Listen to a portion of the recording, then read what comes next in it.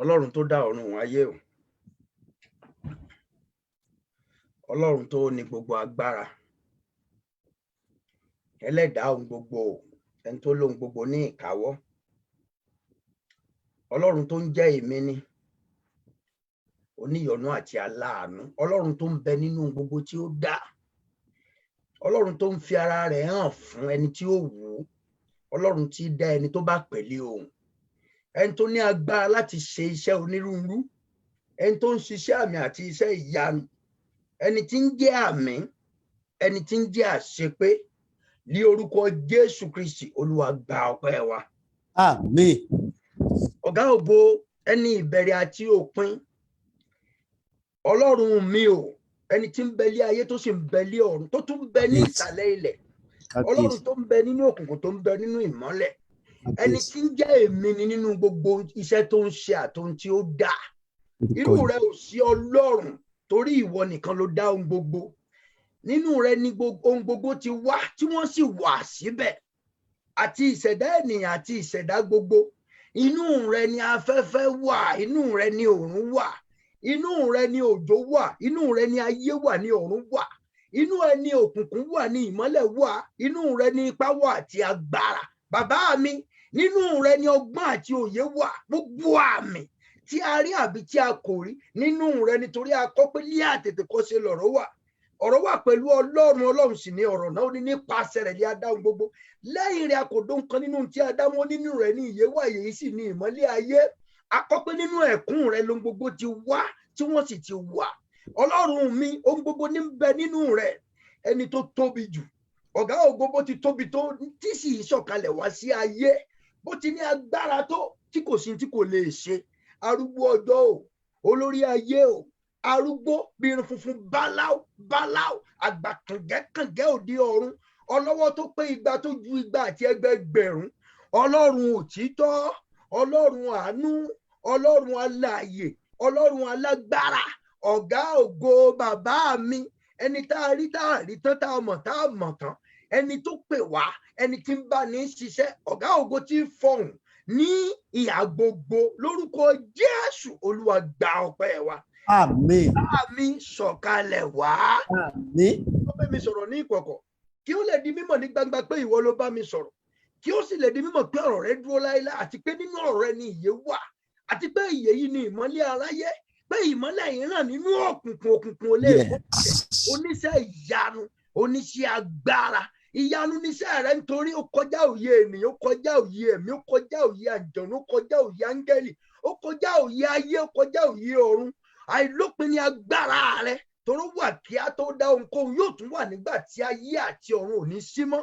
Nígbà tí gbogbo ohun tó fi agbára ìdá ò ní sí mọ́, agbára rẹ yóò tún wà. Agbára tí yóò tún dá ayé tuntun, agbára tí yóò dá ọ̀run tuntun. Bẹ́ẹ̀ bá ní ò lè dá ayé tuntun, ṣe bóun ló sì ń dá ọmọ tuntun. Ọ̀gá ògo, òun náà ní sọ ọmọ tuntun, ní tún sọ di arúgbó. Òun ní sọ ní dòkú, ní sọ ní dààyè.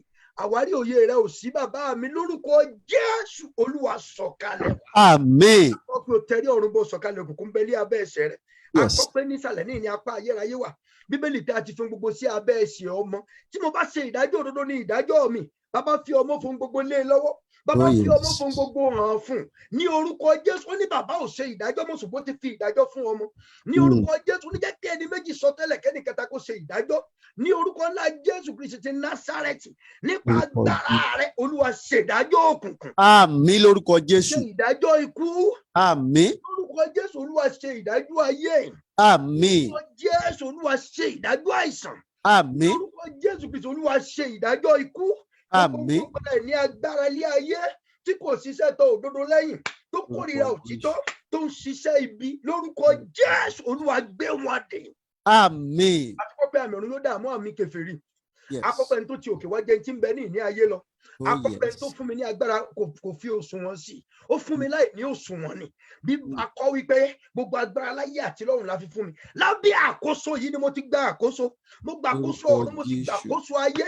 Àkọ́pẹ́ orúkọ Jésù, ẹni ọ̀run ò lè ta ìgbà tiẹ̀. Títí di àmúpadà ohun gbogbo ni. Bí mo bá béèrè ohun kan, àkọ́pẹ́ Ọlọ́run mi yóò ṣe. Torí pé ó fẹ́ mi nì. Ní orúkọ ńlá Jésù, tí mo bá gbèrò nǹkan lé ayé, ó fìdí ẹ̀ múlẹ̀ lọ́run. Ọ̀rọ̀ bá ní agbára, kò sẹ́ni tí yí padà. Ní orúkọ Jésù Kristi, mo pálí àṣẹ, mo dé ìgbèkùn ní ọ̀run, mo dé ní òfurufú, mo dé ní ayé, mo dé nínú ipá, mo dé nínú òkùnkùn, mo dé ní ìsàlẹ̀ ilẹ̀. Mo forúkọ tó ṣẹ̀dá, mo fi dé ìṣẹ̀dá. Mo forúkọ tó dá ẹ̀mí, mo fi dé ẹ̀mí. Mo fi orúkọ tó dá àmì dé àmì. Orúkọ tó dá ayé, mo fi dé ayé. Èyí tó dá ọ̀run, mo fi dé ọ̀run. Ní orúkọ ńlá Jésù Kristi, àkọ́ pé kí gbogbo ayé kí ó wá rírì ni. Ayé ọmọ àjèjì ó gbà mí gbọ́. Ẹ ó kíyèsí ẹ̀ tí mo pa ní àṣẹ. Ẹ ló pa ìwọ ọmọ àjèjì. Ẹ ó fi ìbẹ̀rù ìbòjáde níbi kọ́lọ́fín. Èmi dé ìgbèkùn nígbèkùn lónìí lórúkọ Jésù. Àìní ẹni kẹ̀kẹ́ ogun Ọlọ́run ẹgbẹ̀rún àti ẹgbẹgbẹ̀rún. Ọlọ́run ń bẹ láàrin ẹ̀ní sínú àìní ibi mímọ́. Ó gòkèrè ibi gíga ó dé ìgbèkùn nígbèkùn. Ó gòkèrè ibi gíga ó dé ìgbèkùn nígbèkùn. Ó gòkèrè ibi gíga ó dé ìgbèkùn nígbèkùn. Ó tún wá sí ayé ó dé ìgbèkùn nígbèkùn. Ó wá sí ayé ó dé ìgbèkùn nígbèkùn. Ó wá sí ayé ó dé ìgbèkùn nígbèkùn. Ó lọ sí àìsàlẹ̀ ilẹ̀. Ó lọ dé ìgbèkùn nígbèkùn ni. Ó dé ìgbèkùn nígbèkùn ní ìsàlẹ̀ ilẹ̀. Ó dé ìgbèkùn nígbèkùn ní ìsàlẹ̀ ilẹ̀ láti gba ẹ̀bùn fún ènìyàn, fún àṣepé àwọn èèyàn mímọ́, kí àṣepé lè farahàn lónìí. Mo dé èṣù, mo dé ayé, mo dé òkùnkùn, mo dé ipá, mo dé agbára. Gbogbo ohun tó bá ti lòdì sí òtítọ́ lórúkọ Jésù, ẹ wà ní dídè. Àmín. Mo dé agbára ikú lórúkọ Jésù, ẹ máa wà ní dídè. Àmín. Lórúkọ Jésù, kí ìmọ́lẹ̀ kí ó wà o. Àmín. Kí abẹ́ èmi sọ ní ìkọ̀kọ̀ kó lè hàn ní gbangba, kí àlàáfíà kó lè láyé já. Ní orúkọ Jésù Kristi, kí agbára Ọlọ́run kó di mímọ̀. Ọlọ́run kò ní fún ọ. Hallelujah. Olúwa wa. Àmín. Mo kí wa lónìí lẹ́ẹ̀kan sí lórúkọ Olúwa wa Jésù Kristi. I greet us today one more time in the name of our Lord Jesus Christ. Mo wá ní orúkọ Olúwa wa Jésù Kristi ni. I came in the name of our Lord Jesus Christ. Mo tọ̀ ayé yìí wá ní orúkọ Jésù Kristi. I came to this world in the name of Jesus. Mo tọ̀ ọ̀run wá ní orúkọ Olúwa wa Jésù Kristi. I came to heaven in the name of our Lord Jesus. Mo ní mo tọ̀ èèyàn wá lórúkọ Olúwa wa Jésù Kristi. I came to the people in the name of our Lord Jesus Christ. Ilẹ̀ àti ẹ̀kún rẹ̀ mo tọ̀ wá lórúkọ Olúwa wa orúkọ Jésù Kristi o. The land and the fullness thereof, I came to it in the name of our Lord Jesus Christ. A kọ wípé ẹ gbé orí yín sókè ẹ̀yin ẹnu ọ̀nà o. It is written that you should lift up your head, O ye gates. Ká gbé yín sókè ẹ̀yin ilẹ̀kùn ọba ayé o. And be ye lifted up, O ye everlasting doors. Ọba ògo kó lè wọlé ìwà. So that the King of glory can enter this house. Ká lé ọba ògo. Who is this King of glory? Olúwa tó le tó sì ní agbára lé ogun ni. The Lord mighty in battle. Lórúkọ Jésù Kristi. In the name of Jesus. Agbára Ọlọ́run lórúkọ Jésù kó gba ìṣàkóso. The power of God in the name of Jesus should prevail. Kí ìmọ́lẹ̀ kí ó wà. And let there be light. Kí èmi àti ẹ̀yin ká rí Olúwa. So that me and you will see God. Kí a rí ọwọ́ agbára rẹ̀. So that we see his mighty hand. Ká lè mọ̀ bí ìmọ́lẹ̀ rẹ̀ ti tóbi tó. So that we can know how mighty his light is. Èmi yìn ní tòótọ́. I lift him high of a truth. Mo ń gbọ́ nǹkan, èmi yìn ní tòótọ́. I lift him high truly. Nítorí ó ń ṣiṣẹ́ ìyanu. Because he's doing mighty wonders. Láti ọjọ́ tí mo ti bẹ̀rẹ̀ program yìí. Since the day I started this program. Even ní ayé tèmi gangan. Even in my life. Ọlọ́run ń ṣiṣẹ́ ìyanu. God is doing wonders. Ó ń ṣiṣẹ́ agbára. He is doing mighty works. Ó ń fi agbára rẹ̀ hàn. He's showing forth his power. Ó ń ṣe iṣẹ́ ìyanu. He's doing wonders.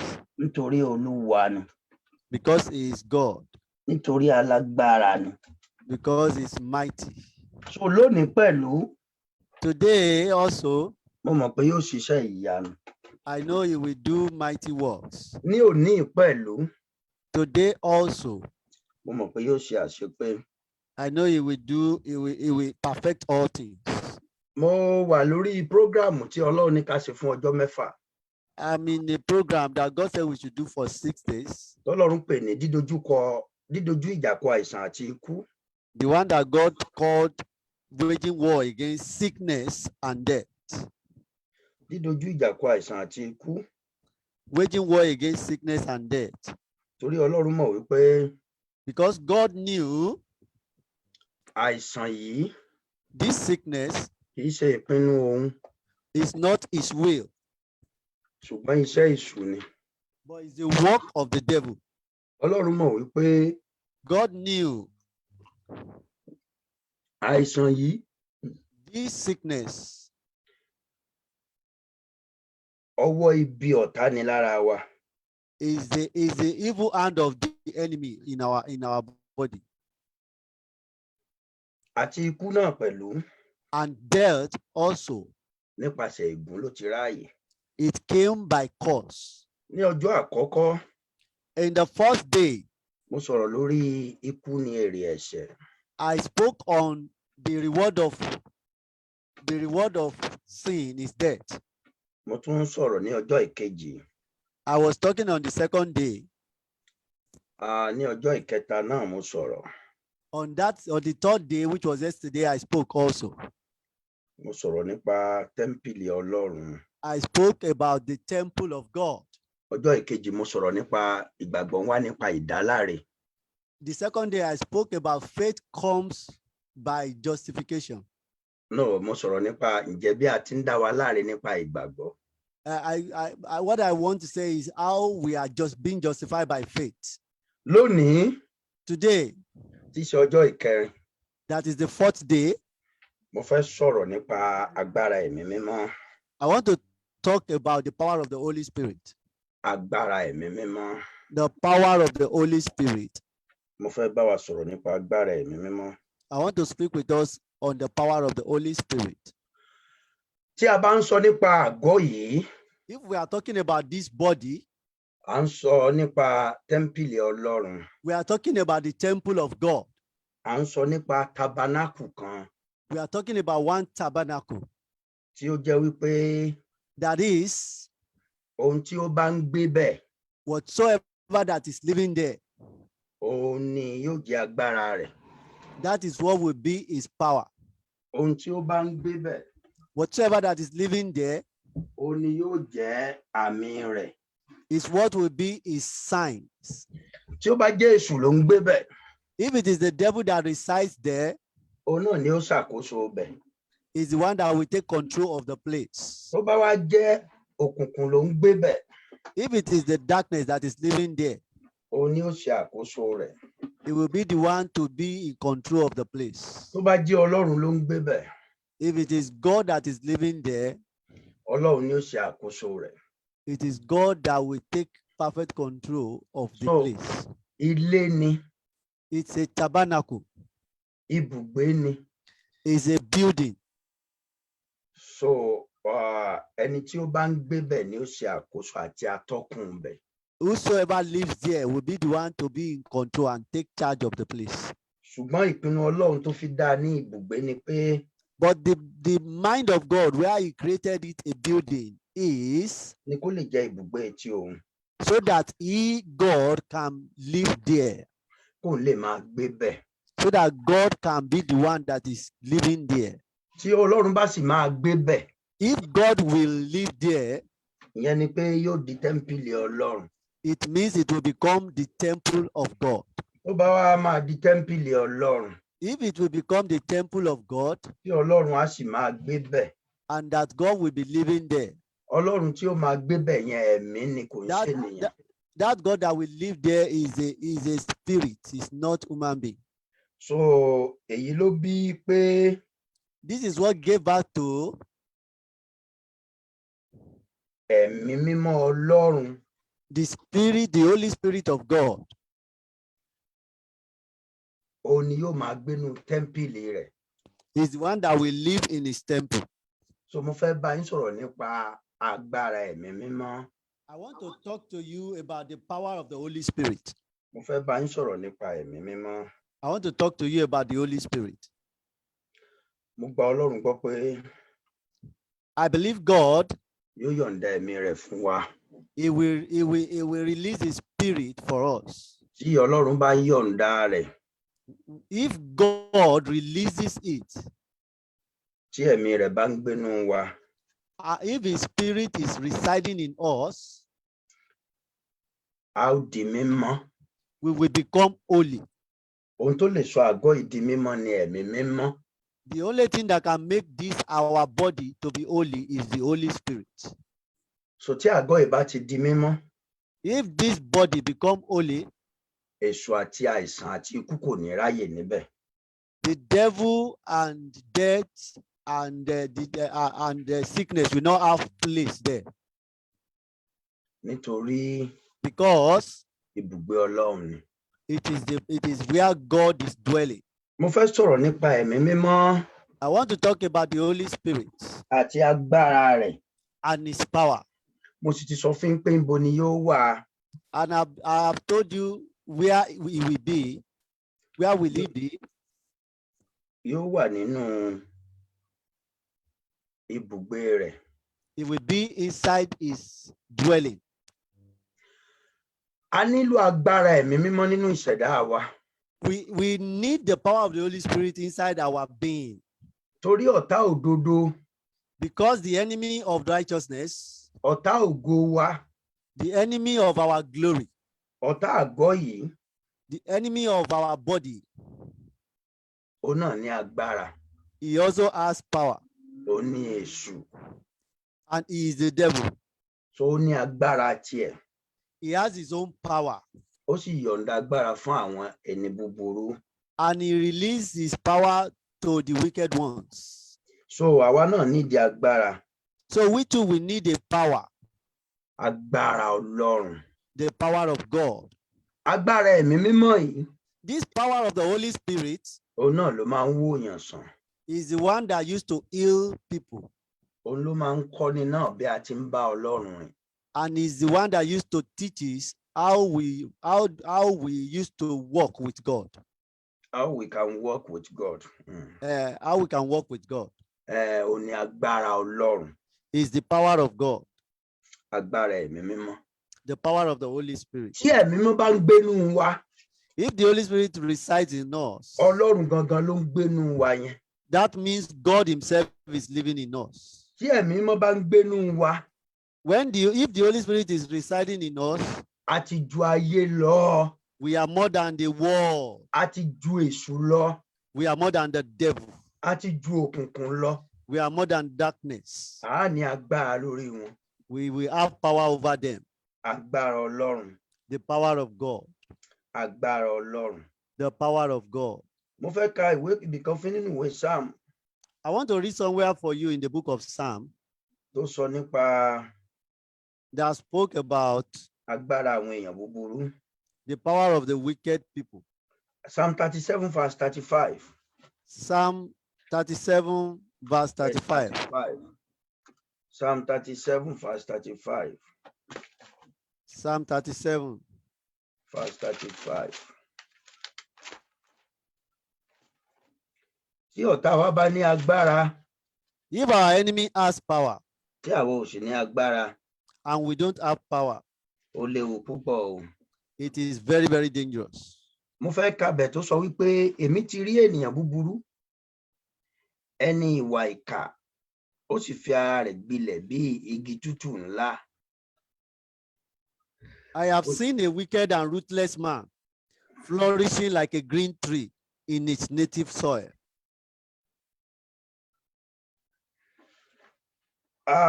Òyìnbó kan sọ wípé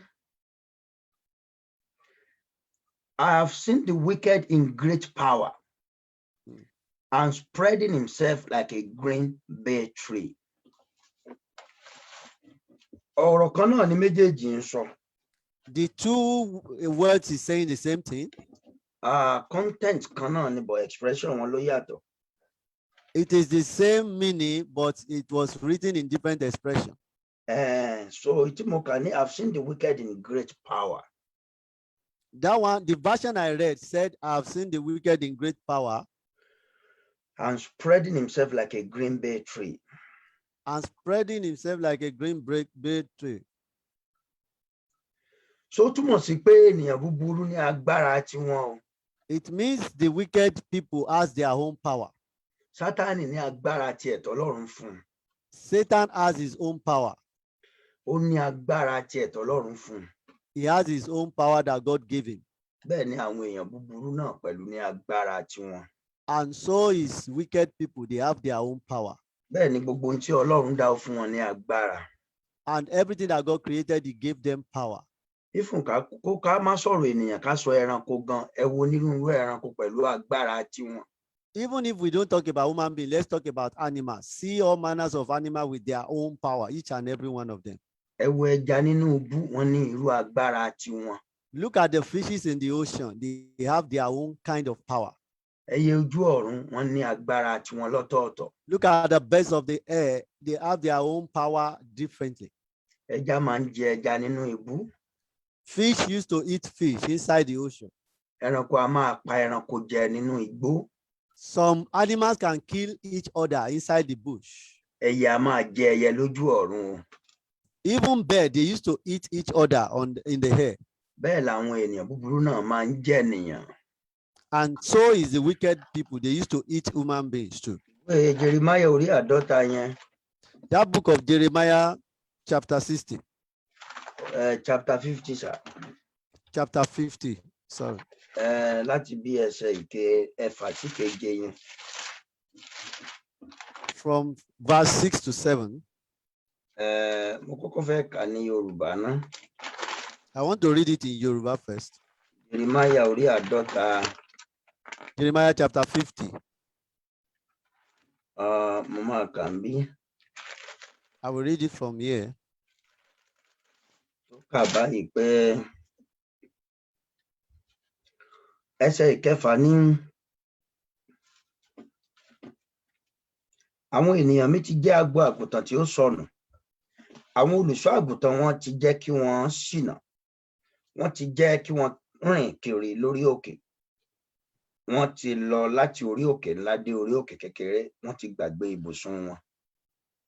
Gbogbo àwọn tí ó rí wọn ti pa wọ́n jẹ. Àwọn ọ̀tá wọn sì wí pé àwa kò jẹ̀bi. Nítorí pé wọ́n ti ṣẹ̀ sí Olúwa, ibùgbé òdodo àti ìrètí àwọn bàbá wọn, àní Olúwa.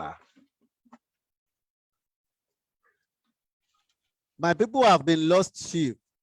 Their shepherd have led them astray and caused them to roam on the mountains. They wandered over mountains and hills and forgot their own resting place. Whoever found them devoured them. Their enemies said, we are not guilty, for they sinned against the Lord, their true pasture, the Lord, the hope of their fathers. Àwọn tí wọ́n ní wọ́n pa wọ́n jẹ ńbẹ̀ yẹn kì í ṣe Ọlọ́run. The people that they said devoured them here is not God, Ṣùgbọ́n àwọn alágbára. but the strong men. Tí àwọn náà bá ní agbára ni, If they also have power, wọn ò ní lè pa wọ́n jẹ. they will not be devoured. Agbára ẹ̀mí mímọ́. The power of the Holy Spirit. Agbára ẹ̀mí mímọ́. The power of the Holy Spirit. Ọlọ́run àti ọ̀rọ̀ rẹ̀ náà ní agbára ẹ̀mí yẹn. God and his word is the power of that spirit. So Ọlọ́run pinnu láti fún wa ní ẹ̀mí yẹn. God decided to give us that his spirit Kí a má ṣe aláìní agbára. so that we will not lack power. Torí Ọlọ́run mọ̀ pé a ò lè gbé ilé ayé yìí ní asán. Because God knows that we cannot live in this world in vain. Agbára ẹ̀mí mímọ́. The power of the Holy Spirit Òun ni agbára tí Ọlọ́run ṣètò fún àgọ́ yìí. is the power that God planned for this body. Òun ni agbára tí Ọlọ́run pinnu fún àgọ́ yìí. Is the power that God desired for this body. Tí èèyàn ò bá ní agbára yìí, When you don't have this power, kò sí bó ṣe fẹ́ ṣẹ́gun àìsàn. there's no way you can overcome sickness. Kò sí bó ṣe fẹ́ ṣẹ́gun agbára èṣù. There is no way you can overcome the power of the devil. So àgọ́ wa yìí nídìí agbára ẹ̀mí mímọ́. This our body needs the power of the Holy Spirit. Agbára ẹ̀mí mímọ́. The power of the Holy Spirit.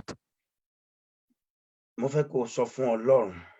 I want you to tell God, Gbogbo ẹ̀ṣẹ̀ tí ò ní jẹ́ kí n rí agbára ẹ̀mí mímọ́ rẹ lónìí.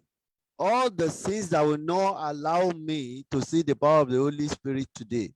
Olúwa dáríjì mi. Father, forgive me. Sáré gbàdúrà yẹn àdúrà. Quickly pray that prayer. Prayers in the name of Ọlọ́run tó Jesus. dá ayé àti ọ̀run. Ọlọ́run mi. Lórúkọ Jésù Kristi, gbogbo ẹ̀ṣẹ̀ tí ò ní jẹ́ kí n rí ọ. agbára ẹ̀mí mímọ́ Agbára ẹ̀mí mímọ́ rẹ ní òní tí ò ní jẹ́ kí agbára ẹ̀mí mímọ́ rẹ ṣiṣẹ́ láyé mi. Ọlọ́run wá dáríjì mi. Wá dáríjì mi. Ọlọ́run wá dáríjì mi. Lórúkọ Jésù, Olúwa Ọlọ́run wá dáríjì mi. dáríjì mi. Lórúkọ Ọlọ́run wá Jésù, dáríjì Olúwa mi. dáríjì mi. Olúwa wá dáríjì mí lórúkọ Olúwa Jésù. dáríjì. Olúwa wá dáríjì mí lórúkọ Ẹ̀ṣẹ̀ tí Jésù. ò ní jẹ́ kí n rí agbára ẹ̀mí mímọ́ Olúwa rẹ wá lónìí. dáríjì mí Olúwa lórúkọ dáríjì. Jésù. Olúwa wá dáríjì Jésù, gbogbo Olúwa ẹ̀ṣẹ̀ dáríjì. gba agbára rẹ lónìí. Olúwa dáríjì. Lórúkọ Jésù, Olúwa dáríjì. Olúwa dáríjì mí. Lórúkọ Olúwa Jésù, dáríjì mí. Olúwa dáríjì. Olúwa dáríjì mí. Lórúkọ Jésù, Olúwa dáríjì. Olúwa dáríjì mí. Lórúkọ Jésù, Olúwa dáríjì. Olúwa dáríjì mí. Olúwa Lórúkọ dáríjì mí. Jésù, Olúwa Lórúkọ dáríjì. Jésù, Olúwa dáríjì mí. Lórúkọ Olúwa wá Jésù, dáríjì mí. Olúwa dáríjì. Olúwa wá dáríjì mí. Lórúkọ Olúwa wá Jésù, dáríjì mí. Olúwa dáríjì. Ọlọ́run dáríjì mí. Gbogbo ẹ̀ṣẹ̀ tí ò ní jẹ́ kí n rí agbára ẹ̀mí mímọ́ Gbogbo rẹ ẹ̀ṣẹ̀ tí ò ní jẹ́ kí n rí agbára ẹ̀mí mímọ́ rẹ Olúwa nínú ayé mi. dáríjì. Lórúkọ Jésù, Olúwa ẹ dáríjì Lórúkọ mí. Jésù, Olúwa Lórúkọ dáríjì. Jésù, Olúwa ẹ dáríjì mí. Ní orúkọ Lórúkọ ńlá Jésù, Olúwa ẹ Jésù, dáríjì Olúwa mí. dáríjì. Orúkọ ńlá Jésù Kristi, Olúwa ẹ dáríjì mí. Lórúkọ Orúkọ Jésù Jésù, Kristi, Olúwa Olúwa ẹ dáríjì mí. dáríjì. Orúkọ Jésù, Olúwa ẹ dáríjì mí. Lórúkọ Orúkọ Jésù, Jésù, Olúwa Olúwa ẹ dáríjì. dáríjì. Olúwa ẹ dáríjì. Olúwa ẹ dáríjì. Lórúkọ Olúwa Jésù, dáríjì. Olúwa ẹ dáríjì. dáríjì. Gbogbo ẹ̀ṣẹ̀ tí ò ní jẹ́ kí n rí Gbogbo ẹ̀ṣẹ̀ tí ò ní agbára jẹ́ ẹ̀mí kí n mímọ́ rí rẹ agbára lónìí. ẹ̀mí mímọ́ rẹ Orúkọ lónìí. Jésù, Olúwa ẹ dáríjì. Lórúkọ Olúwa ẹ dáríjì. Jésù, Olúwa Olúwa ẹ dáríjì. dáríjì. Olúwa ẹ dáríjì. Olúwa ẹ dáríjì. Lórúkọ Jésù, Olúwa ẹ Olúwa dáríjì. dáríjì. Olúwa ẹ dáríjì. Olúwa ẹ Lórúkọ dáríjì. Jésù, Olúwa Olúwa ẹ dáríjì. dáríjì. Olúwa ẹ dáríjì. Olúwa ẹ Lórúkọ dáríjì. Jésù, Olúwa Olúwa ẹ dáríjì. dáríjì. Olúwa ẹ dáríjì. Olúwa ẹ Lórúkọ dáríjì. Jésù, Ọlọ́run Olúwa dáríjì mi. dáríjì. Olúwa tí ò rẹra ẹ Lórúkọ Jésù, gbàdúrà o. Olúwa dáríjì. Olúwa ẹ dáríjì lórúkọ Jésù. Gbogbo Olúwa ẹ̀ṣẹ̀ tí dáríjì ò ní jẹ́ kí lórúkọ n rí Jésù. agbára ẹ̀mí mímọ́ rẹ. Olúwa dáríjì.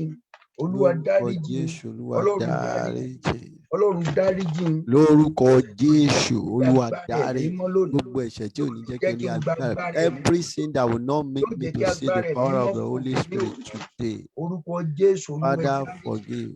Orúkọ Jésù, Olúwa ẹ Let dáríjì. your blood erase it today in the Olúwa ẹ name of dáríjì. Jesus. Orúkọ Jésù, Let your Olúwa ẹ blood dáríjì. erase it today in the Olúwa name ẹ of dáríjì mi. Jesus. Olúwa Let ẹ your blood dáríjì erase mi. it today in the Olúwa ẹ name of dáríjì. Jesus.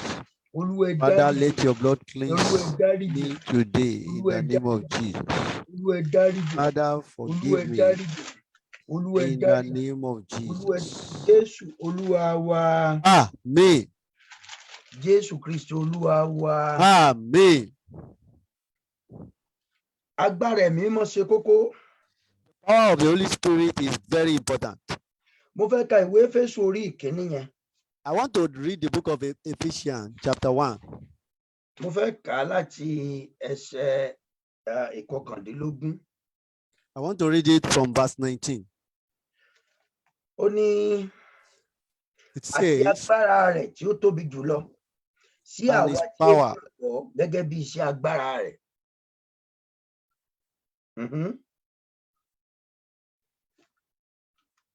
Àti agbára rẹ̀ tí ó tóbi jùlọ sí àwa tí ó gbàgbọ́ gẹ́gẹ́ bí iṣẹ́ agbára rẹ̀. Verse 20 ní èyí tí ó ti ṣiṣẹ́ nínú Kristi nígbà tí ó ti jí dìde kúrò nínú òkú tí ó sì fi jókòó lé ọwọ́ ọ̀tún nínú àwọn ọ̀run. Hello. Hello, sir. Ẹ kà á. Bible hang. Verse 19 and 20. Okay, let me read. And what is the exceeding greatness of his power towards what who believe, according to the working of his mighty power, verse 20, which he wrought in Christ when he raised him from the dead, and he set him at his own right hand in the heavenly places. Àti agbára rẹ̀ tí ó tóbi jùlọ. Torí Ọlọ́run mọ̀ wípé agbára ìsàn. Because God knew that the power of sickness àti agbára ikú and the power of death agbára náà ni. is also power. Wọ́n ní agbára láti pa ni. They have power to kill. Ó wá ń sọ wípé He's not saying agbára ẹ̀mí mímọ́, agbára Ọlọ́run. The power of the Holy Spirit, the power of God, ó tóbi jùlọ. is more powerful. Exceeding greatness of his power. Of his power. Ó ní agbára ju agbára ìsàn àti agbára ikú lọ. It has power more than the power of sickness and death. Ó ní agbára ju agbára òkùnkùn àti ti èṣù lọ. It has power more than the power of the devil and the darkness. Ó ní agbára ju agbára èèyàn búburú, agbára oṣó àjẹ́ mèrè lẹ́bọ̀lógún adáhunṣe lọ. It has power more than the power of the wicked people, the power of Abalis and all the likes of them. Agbára Ọlọ́run tayọ. The power of God is more exceeding. Òun ló ṣe lè ní agbára láti jí Jésù dìde. That is why it can rise up Jesus Christ. Ẹni tó ti kú. The one that is dead. Kì í ṣe pé pretend wọ́n lù pa ni wọ́n pa tó fi kú ni. It's not a pretense. He was killed. He was beaten till he died. Ó sọ omi ara àti ẹ̀jẹ̀ àti ẹ̀mí rẹ̀ nù. He lost the water and the blood in his body. So agbára kan ló pa. It is one power that killed him. Agbára tí ó jí dìde gbọ́dọ̀ ju agbára tó pa lọ. The power that will rise him up must be more than the power that killed him. Òun ló ṣe ń sọ ní pé àti agbára rẹ̀ tí ó tóbi jù lọ sí àwa tí ó gbàgbọ́. That's why he's talking about his exceedingly great power to us who believe. Gẹ́gẹ́ bí iṣẹ́ agbára rẹ̀. According to the working of his mighty power. Ìdí nìyẹn onígbàgbọ́ nìkan ló lè ní agbára tí ó tayọ yìí. It is only the Christian that can have this power that is exceeding. Kì í ṣe agbára ìmọ̀ àti òye. It's not the power of knowledge and wisdom. Kì í ṣe agbára baba ńlá kan àbí agbára ìyá ńlá kan. It's not the power of one father somewhere or one mother somewhere. Kì í ṣe agbára ewé àti egbò nìkan là ń sọ. It's not the power of herbs and leaves we are talking about. Agbára tí ó ga jù ni. The power that is the greatest. Agbára tí Ọlọ́run tó dá ohun gbogbo ni. The power of the Almighty God that created all things. Èèyàn ò lè fi ìmọ̀ ní agbára yẹn. You cannot use knowledge to have that power. Èèyàn ò lè kàwé nírú agbára yẹn. You cannot have a PhD to have such power. Èèyàn ò lè ní owó ní agbára yẹn. You cannot use money to have such power. Ó ti tóbi ju ohun tí à níbẹ̀ yẹn lọ. Is so mighty more than what you can use, you can know like that. Ohun téèyàn fi lè ní. The only way you can have it ni nípa ìgbàgbọ́. Is by faith. Lẹ́yìn tí o ti gba Jésù Kristi gbọ́. And after you have believed. Tí a ti sọ ọ́ di mímọ́. And you have been sanctified. Tí o ti wá gbọ́ ọ̀rọ̀ rẹ̀ tó ti yé ọ. And you have heard his word and you have understood it. Tó o dẹ̀ ti ṣetán láti gbà á. And you are ready to receive it. Irú èèyàn bẹ́ẹ̀ ló máa ń gbàgbára bẹ́ẹ̀. That is the kind of person that receives such power. Agbára bẹ́ẹ̀ ò kì í gbébi tí ò bá mọ́. That such power doesn't reside where is unholy. Kì í gbébi tí ò bá yẹ. Is not living where he is not worthy. Torí Ọlọ́run ni agbára náà. Because God himself is the power. Àti agbára rẹ̀ tí ó tóbi jùlọ sí àwa tí ó gbàgbọ́. And his exceeding greatness of his power to us who believe. Who believe according to ó ní gẹ́gẹ́ bí iṣẹ́ agbára rẹ̀. According to the working of his mighty power. Èyí tí ó ti ṣiṣẹ́ nínú Kristi. Which he wrought in Christ. Nígbà tí ó ti jí dìde kúrò nínú òkú. When he raised him from the dead. Tí ó sì fi jókòó lé ọwọ́ ọ̀tún nínú àwọn ọ̀run. And set him at his own right hand in the heavenly places. Dájú gbogbo ìjọba àti ọlá. Far above principalities and power. Àti agbára àti oyè. And might and dominion. Àti gbogbo orúkọ tí à ń dá. And every name that is named. Kì í ṣe ilé ayé ìgan nìkan o. Not only in this world. Ṣùgbọ́n ní èyí tí ń bọ̀. But also in that which is to come. Ó sì ti fi ohun gbogbo sábẹ́ ẹsẹ̀ rẹ̀. And he has put all things under his feet. Ó sì ti fi ṣe orí lórí ohun gbogbo fún ìjọ. And gave him to be the head over all things to the church. Mo ń sọ nípa agbára ẹ̀mí Ọlọ́run. I'm talking about the power of the Spirit of God. Irú agbára ilé Ọlọ́run ṣètò fún àwọn tí ó gba Jésù gbọ́. This is the kind of power that God arranged for those who believe in Jesus Christ. Tó o bá lórí ọgbọ́n nínú ẹ̀sìn rẹ. If you claim to see any wisdom in your own religion. Tó o bá lórí ìmọ̀ nínú ẹ̀sìn rẹ. And if you also claim to see knowledge in your own religion. Tó o bá lórí irú agbára kan nínú ìmọ̀ rẹ, ìwé rẹ. If you think you have some power in one book you are studying. Kò lè jẹ́ agbára tí ó ga jùlọ o. It cannot be this greatest exceeding power. ọ̀nà kan ṣoṣo láti gba agbára tí ó ga ju èṣù ayé ọ̀run òkùnkùn àìsàn ikú lọ náà ni gbígbàgbọ́ nínú Jésù. The only way to receive this power that is greater than the world, the darkness, and the witches is believing in Jesus Christ. Òun lágbára tó lè ṣiṣẹ́ nínú òkú kó di alààyè. Is the power that can walk inside the dead and it will become alive. Agbára tí onígbàgbọ́ ń jogún nìyẹn. This is the power that the Christian inherits. Ìwé Jòhánù orí ìkíní ẹsẹ̀ ìkejìlá yẹn. The book of John chapter 1 verse 12. Ó kà báyìí pé. It read thus. Iye àwọn tí ó gbà á gbọ́. But as many as received him, ló fi agbára fún láti di ọmọ Ọlọ́run. To them giveth he power to become the sons of God. Ìwé Jòhánù orí ìkíní. John chapter 1. Ẹsẹ̀ ìkejìlá. Verse 12. Ṣùgbọ́n iye àwọn tí ó gbà á. But as many as received him, àwọn ló fi agbára fún láti di ọmọ Ọlọ́run. To them gave he power to become the sons of God. Aláwọn tí ó gba orúkọ rẹ̀ gbọ́. Even to them that believe on his name. Kó tó débẹ̀ yẹn ó ní verse 10 ó ní òun sì wà lé ayé. In verse 10 he said he was in the world. Nípasẹ̀ rẹ̀ lé a sì ti dá ayé. And the word was made by him. Ayé kò sì mọ̀. And the word knew him not. Ó tọ̀ àwọn tirẹ̀ wá. He came unto his own. Àwọn tirẹ̀ kò sì gbà á. And his own received him not. Ṣùgbọ́n iye àwọn tí ó gbà á. But as many as received him, iye wọn ló fi agbára fún. To them gave he power.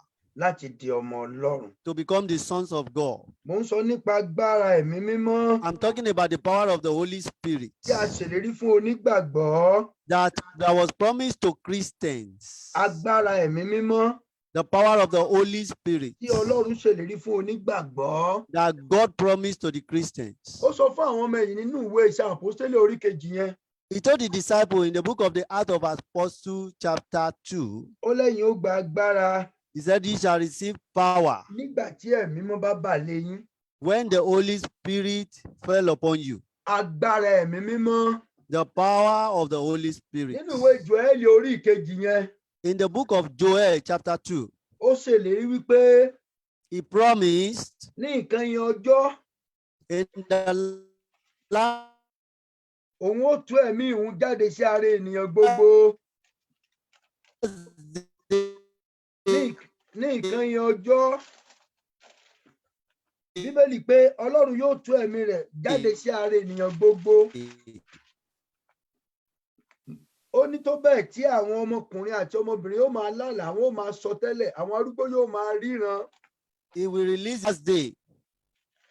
So ìlérí Ọlọ́run nìyẹn láti fún wa ní ẹ̀mí rẹ̀. God will release his spirit upon all his children. Ẹ má bínú, internet, ẹ̀rọ orí afẹ́fẹ́ ló ń ṣe bótibòtì, internet ló ń ṣe bákan bákan. Mo fẹ́ ka ìwé Róòmù orí ìkíní. Romans chapter 1. Ìwé Róòmù orí ìkíní, the book of Romans chapter 1. I will be helping my brother if the network is that bad. So I'm going to read the book of Romans chapter 1. The book of Romans chapter 1 verse 4. Romans chapter 1 verse 4. Romans chapter 1 verse 4.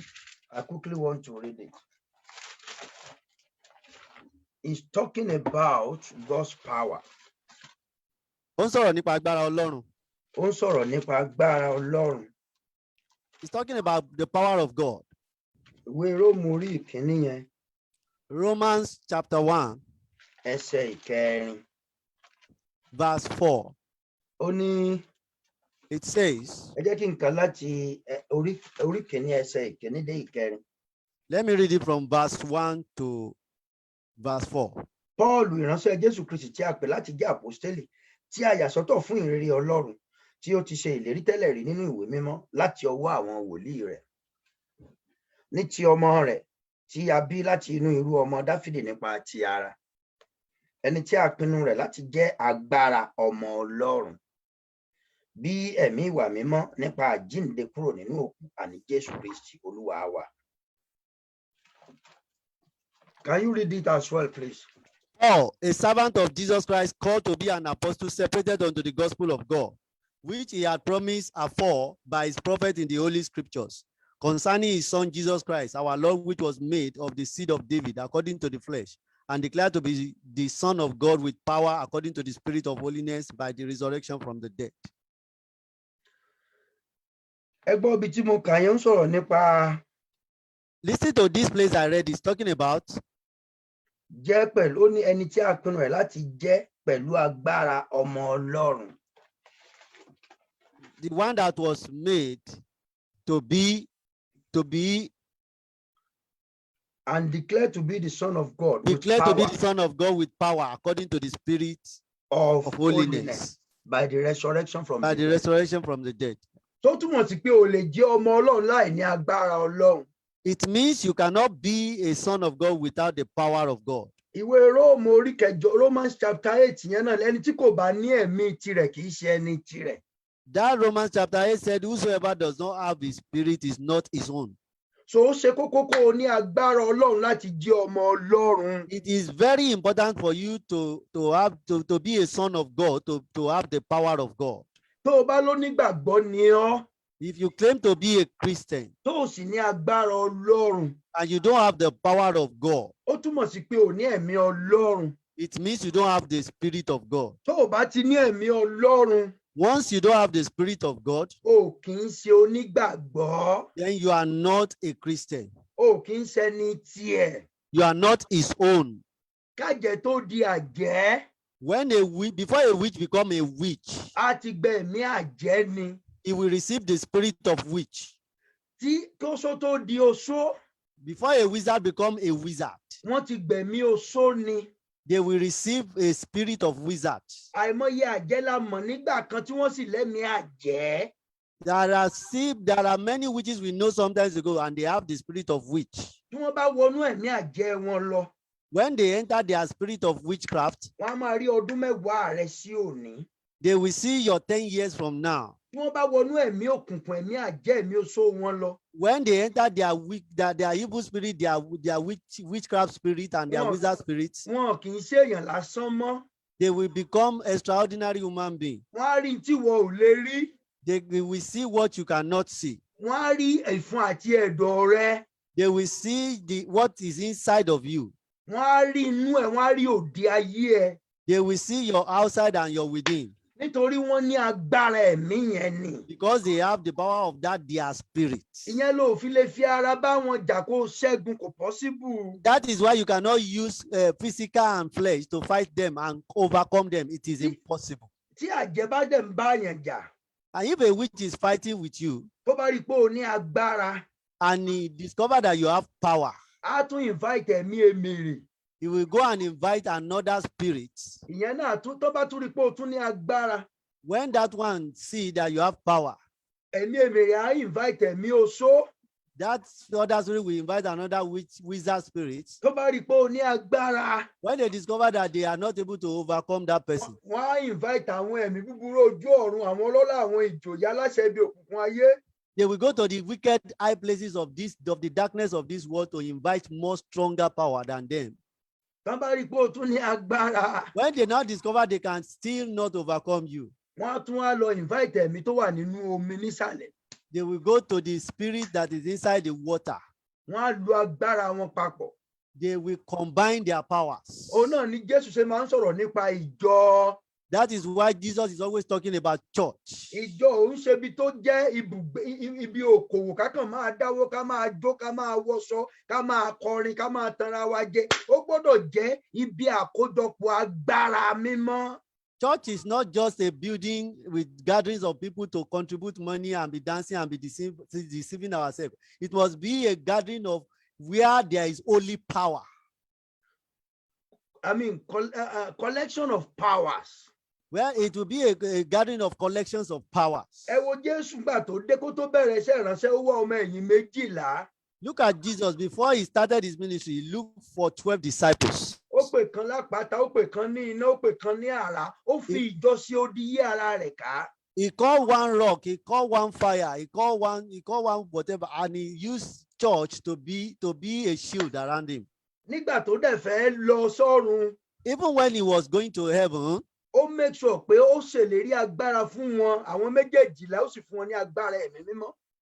he made sure that he gave them the promise of power, all the 12, and he gave them the power of the Holy Spirit. Pé kí ẹ̀mí Jésù ẹ̀mí mímọ́ yẹn kó lè jẹ́ agbára ìjọ Ọlọ́run.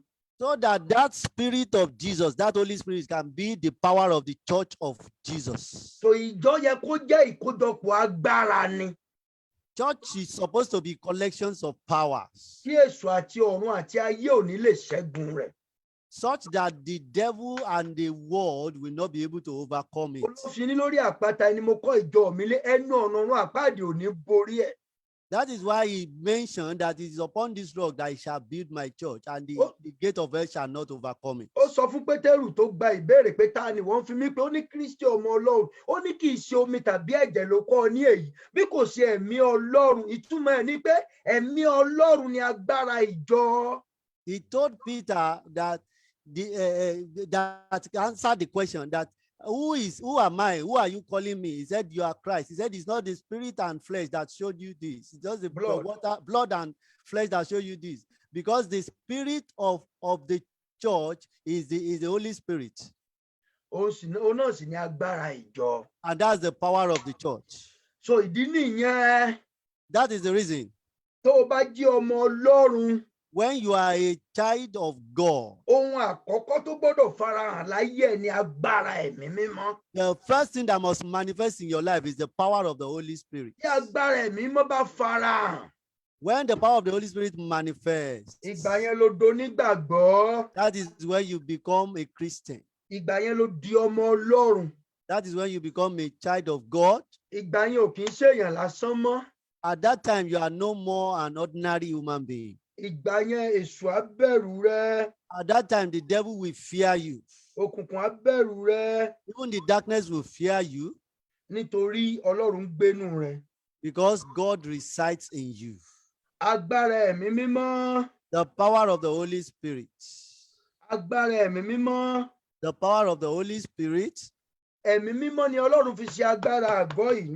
It is the Holy Spirit that God used as the power of this body. Because God knew this body must not be alone. I want you to pray. Tell God. Oh God, I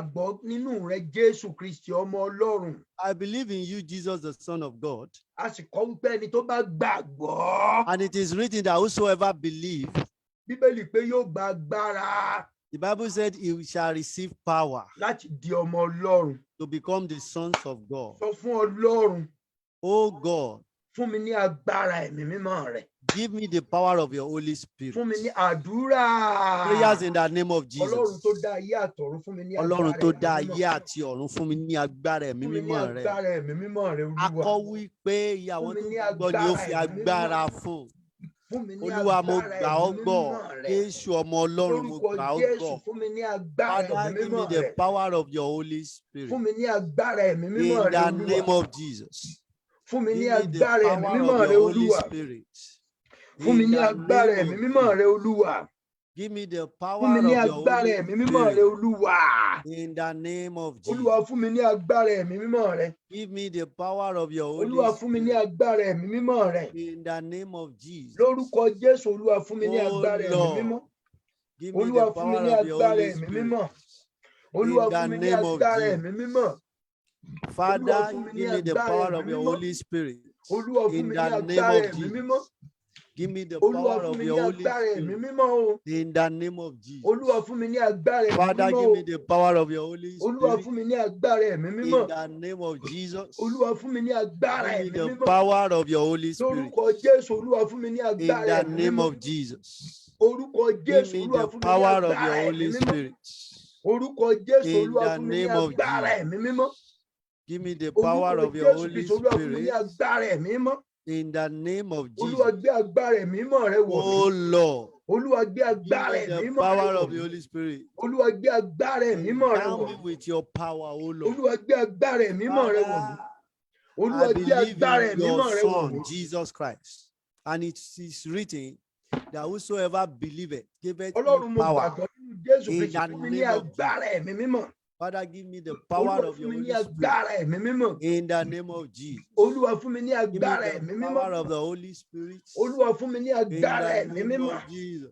Lórúkọ Jésù, Olúwa Father, gbé give me the agbára ẹ̀mí power mímọ́ of wọ̀ your mí. Holy Spirit. Olúwa gbé agbára ẹ̀mí In mímọ́ rẹ the wọ̀ name mí. of Jesus. Olúwa gbé agbára Give ẹ̀mí me mímọ́ rẹ the wọ̀ mí. power of your Holy Spirit. Olúwa fún mi ní agbára ẹ̀mí mímọ́ In o. the name of Jesus. Orúkọ Jésù, Olúwa fún mi ní In agbára ẹ̀mí the mímọ́. name of Jesus. Orúkọ Jésù, Olúwa fún mi ní In the agbára ẹ̀mí name mímọ́. of Jesus. Orúkọ Jésù, Olúwa fún mi Give ní me the agbára power ẹ̀mí of mímọ́. your Holy Spirit. Olúwa fún mi ní agbára In ẹ̀mí the mímọ́. name of Jesus. Olúwa fún mi ní agbára ẹ̀mí In mímọ́. the name of Olúwa Jesus. fún mi ní agbára ẹ̀mí mímọ́. Father, give me the power of your Olúwa fún Holy mi ní Spirit. agbára ẹ̀mí mímọ́. In the name of Orúkọ Jesus. Jésù, Olúwa fún mi ní agbára ẹ̀mí mímọ́. In the name of Jesus. Orúkọ Jésù, Olúwa fún mi ní Father, give me agbára the ẹ̀mí power mímọ́. of your Holy Spirit. Olúwa fún mi ní agbára In ẹ̀mí the mímọ́. name of Jesus. Olúwa fún mi ní agbára ẹ̀mí Father, give mímọ́. me the power of your Holy Olúwa Spirit. fún mi ní agbára ẹ̀mí mímọ́. In the name of Jesus. Orúkọ Jésù, Olúwa fún mi ní Give me the agbára ẹ̀mí power of mímọ́. your Holy Spirit.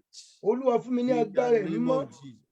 Olúwa fún mi ní Give me agbára the ẹ̀mí power mímọ́. of your Holy Spirit. Jésù Kristi Olúwa wa. In Jesus' name we are praying. Bíbélì wípé The Bible says, ọ̀rọ̀ tí mò ń sọ fún yín yìí, this word I'm telling you, ó ní ẹ̀mí ni, it is spirit ìyè sì ni pẹ̀lú. and they are alive. Bíbélì wípé The Bible says, tí ọ̀rọ̀ mi bá ń gbénú yín, if my word resides in you, ẹ béèrè ohunkóhun èmi ó sì ṣe é. you will ask anything and I shall do it. Bíbélì pé Ọlọ́run ni ọ̀rọ̀ náà. The Bible says, and God is that word. Ní ló fi jẹ́ pé o lè ní agbára yẹn láì bàbá gbọ́ ọ̀rọ̀ náà. That is the reason why you cannot have that power without receiving the word. Torí nínú ọ̀rọ̀ ni ìgbàgbọ́ ti wá. Because it is the word, the faith comes by hearing. Ó sì wá nípa gbígbọ́ ọ̀rọ̀ Ọlọ́run ni. And hearing by the word of God. Ó ní ṣùgbọ́n báwo ló ṣe lè gbọ́ ọ̀rọ̀ Ọlọ́run yẹn? And he now said, how can they hear that word? Bí kò ṣe nípa àwọn tí a rán. Except those who were sent. Àwọn tí a ti rán ìránṣẹ́ Ọlọ́run. The servants of God. A ti máa ń fi ọ̀rọ̀ fún wọn. The word has been given to them. Ẹni tí a bá ti fi ọ̀rọ̀ fún. Whosoever that has been given, the word has been given to. Tó bá ti fún yín ní ọ̀rọ̀ yẹn. When he gives you that word. Ibẹ̀ ni agbára ti máa ń wá. And that is where power will follow. Ó ló fi jẹ́ pé tí èèyàn ò bá ní ìpè. That is why when somebody doesn't have calling. Mi ò mọ bí tó ti fẹ́ ní agbára o. I don't know where he will get power. Ẹni tí ò bá ní ìpè. When you don't have calling. Ẹni tọ́lọ́run ò pè. The person that God did not call. Níbo ló ti wá rí agbára? And where did he get power? Torí tí Ọlọ́run bá pè nìyàn. Because when God calls someone. Ó máa ń fúnyàn ní ọ̀rọ̀. He will give you words. Ó máa ń fúnyàn ní agbára. He will give you power. Ó máa ń fúnyàn ní ọ̀rọ̀. He will give you word. Ọ̀rọ̀ Ọlọ́run. His word, the word of God. Á sì fún ọ ní agbára. And he will also give you power. Láì bàbá ní ìpè. Without you having a calling. Èèyàn ò ní ní ọ̀rọ̀ yẹn. You will not even have the word. O lè ní Báíbù nílé. You might have a Bible at home. O lè máa kà ń gbogbo ìgbà. You might be reading it every day. Ìyàtọ̀ wà nínú ẹni tí a fi ọ̀rọ̀ fún. There is a difference between who has been given the word. Tèbí ṣáájú ọjọ́ Pentecost.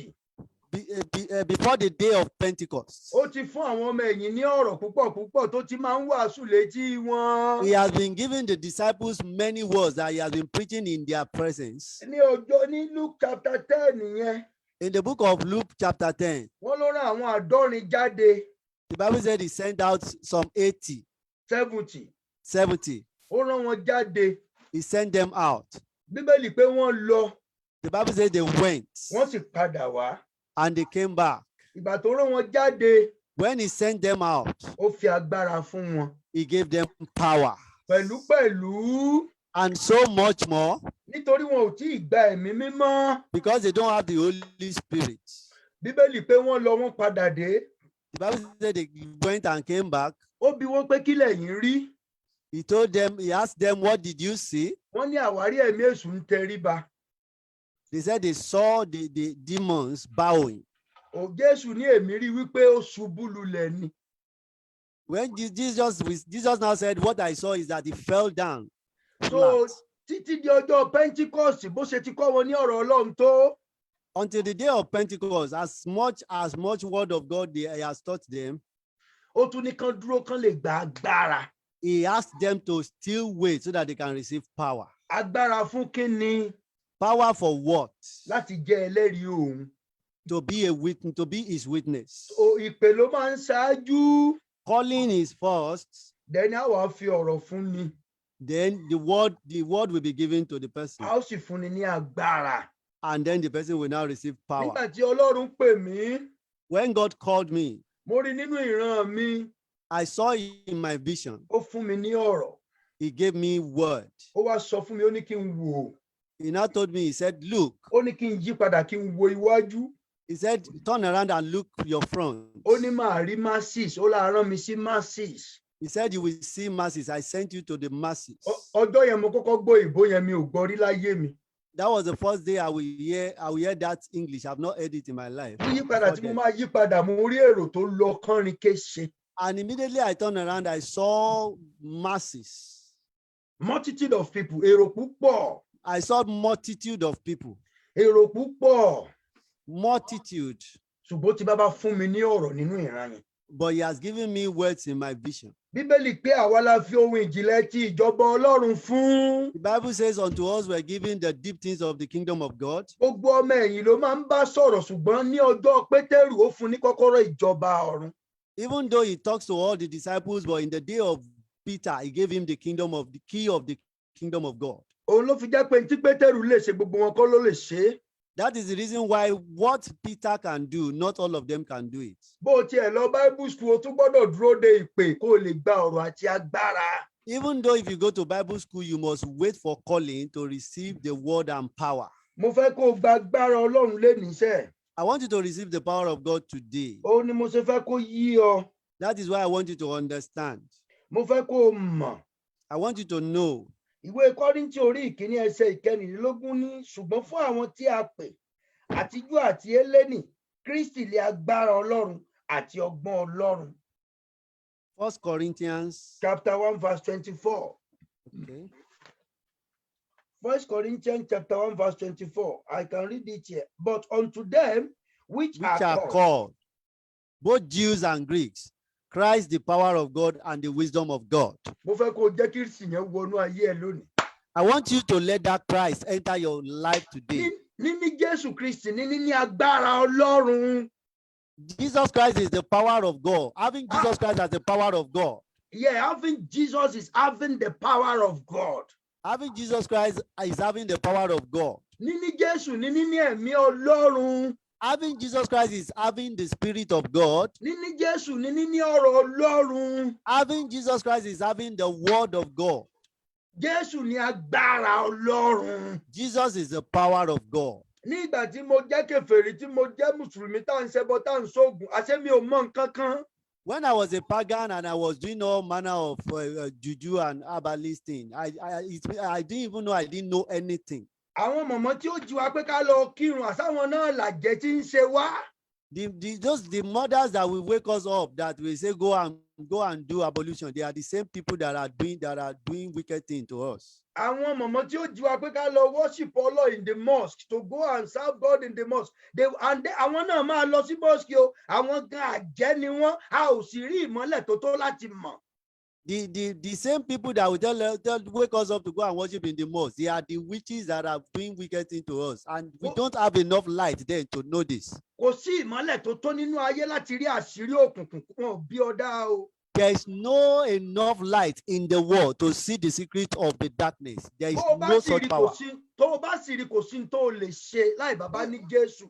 Even if you come across such knowledge to know, there's nothing they can do unless you have Jesus. Níní Jésù ló jẹ́ kémi mọ̀ tí wọ́n ń pè ní ayé. It is by having Jesus that make me to know what is called the world. Àwọn babaláwo tá a máa ń lọ bá gan, àwọn tí ẹ̀ ń lọ fún lówó pé kí wọ́n bá wa ṣiṣẹ́, àwọn gá tún máa lo àìsíkì, wọ́n máa lo ògùn èèyàn, ó ò lè mọ̀. Even the herbalists that we used to go to help us do one thing or the other, they will still be using one's glory. You cannot know. Mo ní ọ̀rẹ́ ológun kan nígbà náà máa ń sọ àṣírí fún mi. Àwọn tó wá máa ń ṣiṣẹ́ ògùn yẹn, wọ́n ò tún lo àìsìkí wọn, wọ́n ò lo ògo wọn, wọ́n ò lo ìràwọ̀ wọn, wọ́n ò gbowó iṣẹ́ lọ́wọ́ wọn o, wọ́n á sì tún máa lò wọ́n. I have one herbalist friend. He told me some of their secrets. I used to have an herbalist friend. I used to have an herbalist friend, and he told me their secret that some of the people that used to come and work with them, they will use their glory. They will, even though they will collect money from them, they will still use their glory and their stars, and they will not know. There are some evil herbalists that doesn't have the fear of God. They are wicked.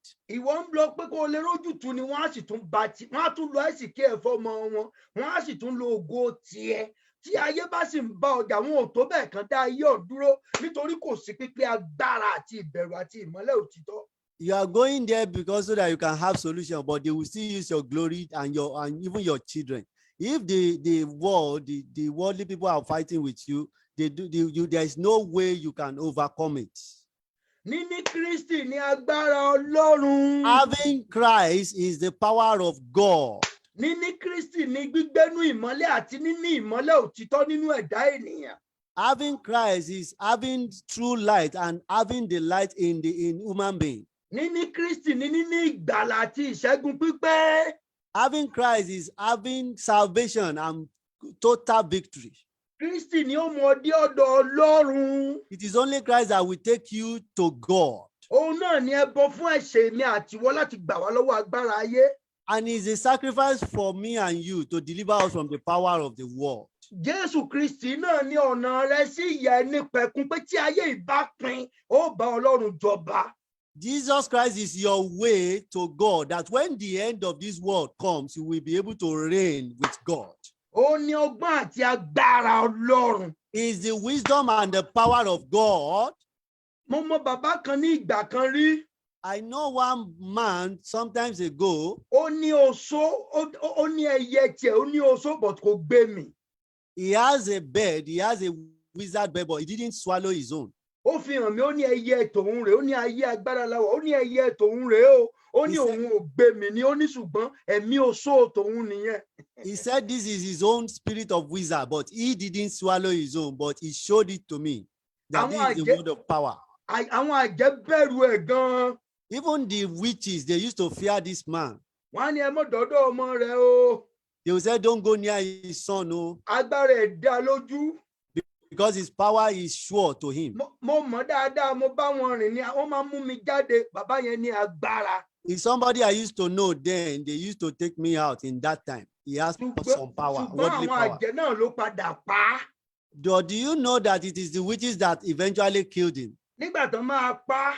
When they will kill him, wọ́n gbọ́ òun lẹ́nu ẹ̀ lójú àlá ni. They took away his voice from his dream. Kò lè pọ̀fọ̀, kò lè sọ fún yàn pé ẹ lọ bá mi mú nǹkan. Ó nawọ́, kò lè sọ tí wọ́n bá mú wá. Ó jábọ́ lórí bẹ́ẹ̀dì, ó sì kú. He could not speak to even tell the people that around him what they should bring out to even make incantation. He fell down from his bed and died. Agbára Kristi. The power of Christ. Agbára Ọlọ́run ni. The power of God. O ní ìdí agbára Ọlọ́run. You need the power of God. Bíbélì ní iye àwọn tó gbà àǹfààní tí onígbàgbọ́ nínú ìyẹn, iye àwọn tó gbà á gbọ́, ó fi agbára fún wọn láti di ọmọ rẹ̀. That is the advantage of Christians. It is only those who believe in him. He gave them power to become his sons. So wàá di ọmọ rẹ̀ kìíní ná. The first thing is that you become his son. Wàá tún ní ẹ̀mí rẹ̀. You will have his spirits. Ọlọ́run tó wá ní gbogbo agbára lọ́run àti láyé, á wá jẹ́ bàbá rẹ̀ tí ó máa mójútó ọ. God that has power in heaven and earth will now become your father that will be taking care of you. Tí ayé bá ń bá ọjà, ó ní ó bá wọn jà. When the world is fighting with you, he is the one that will fight them. Níní agbára Ọlọ́run. Having the power of God. Sọ fún Ọlọ́run. Tell God. Onígbàgbọ́ ni mí ṣùgbọ́n mi ò tí ì ní agbára rẹ̀.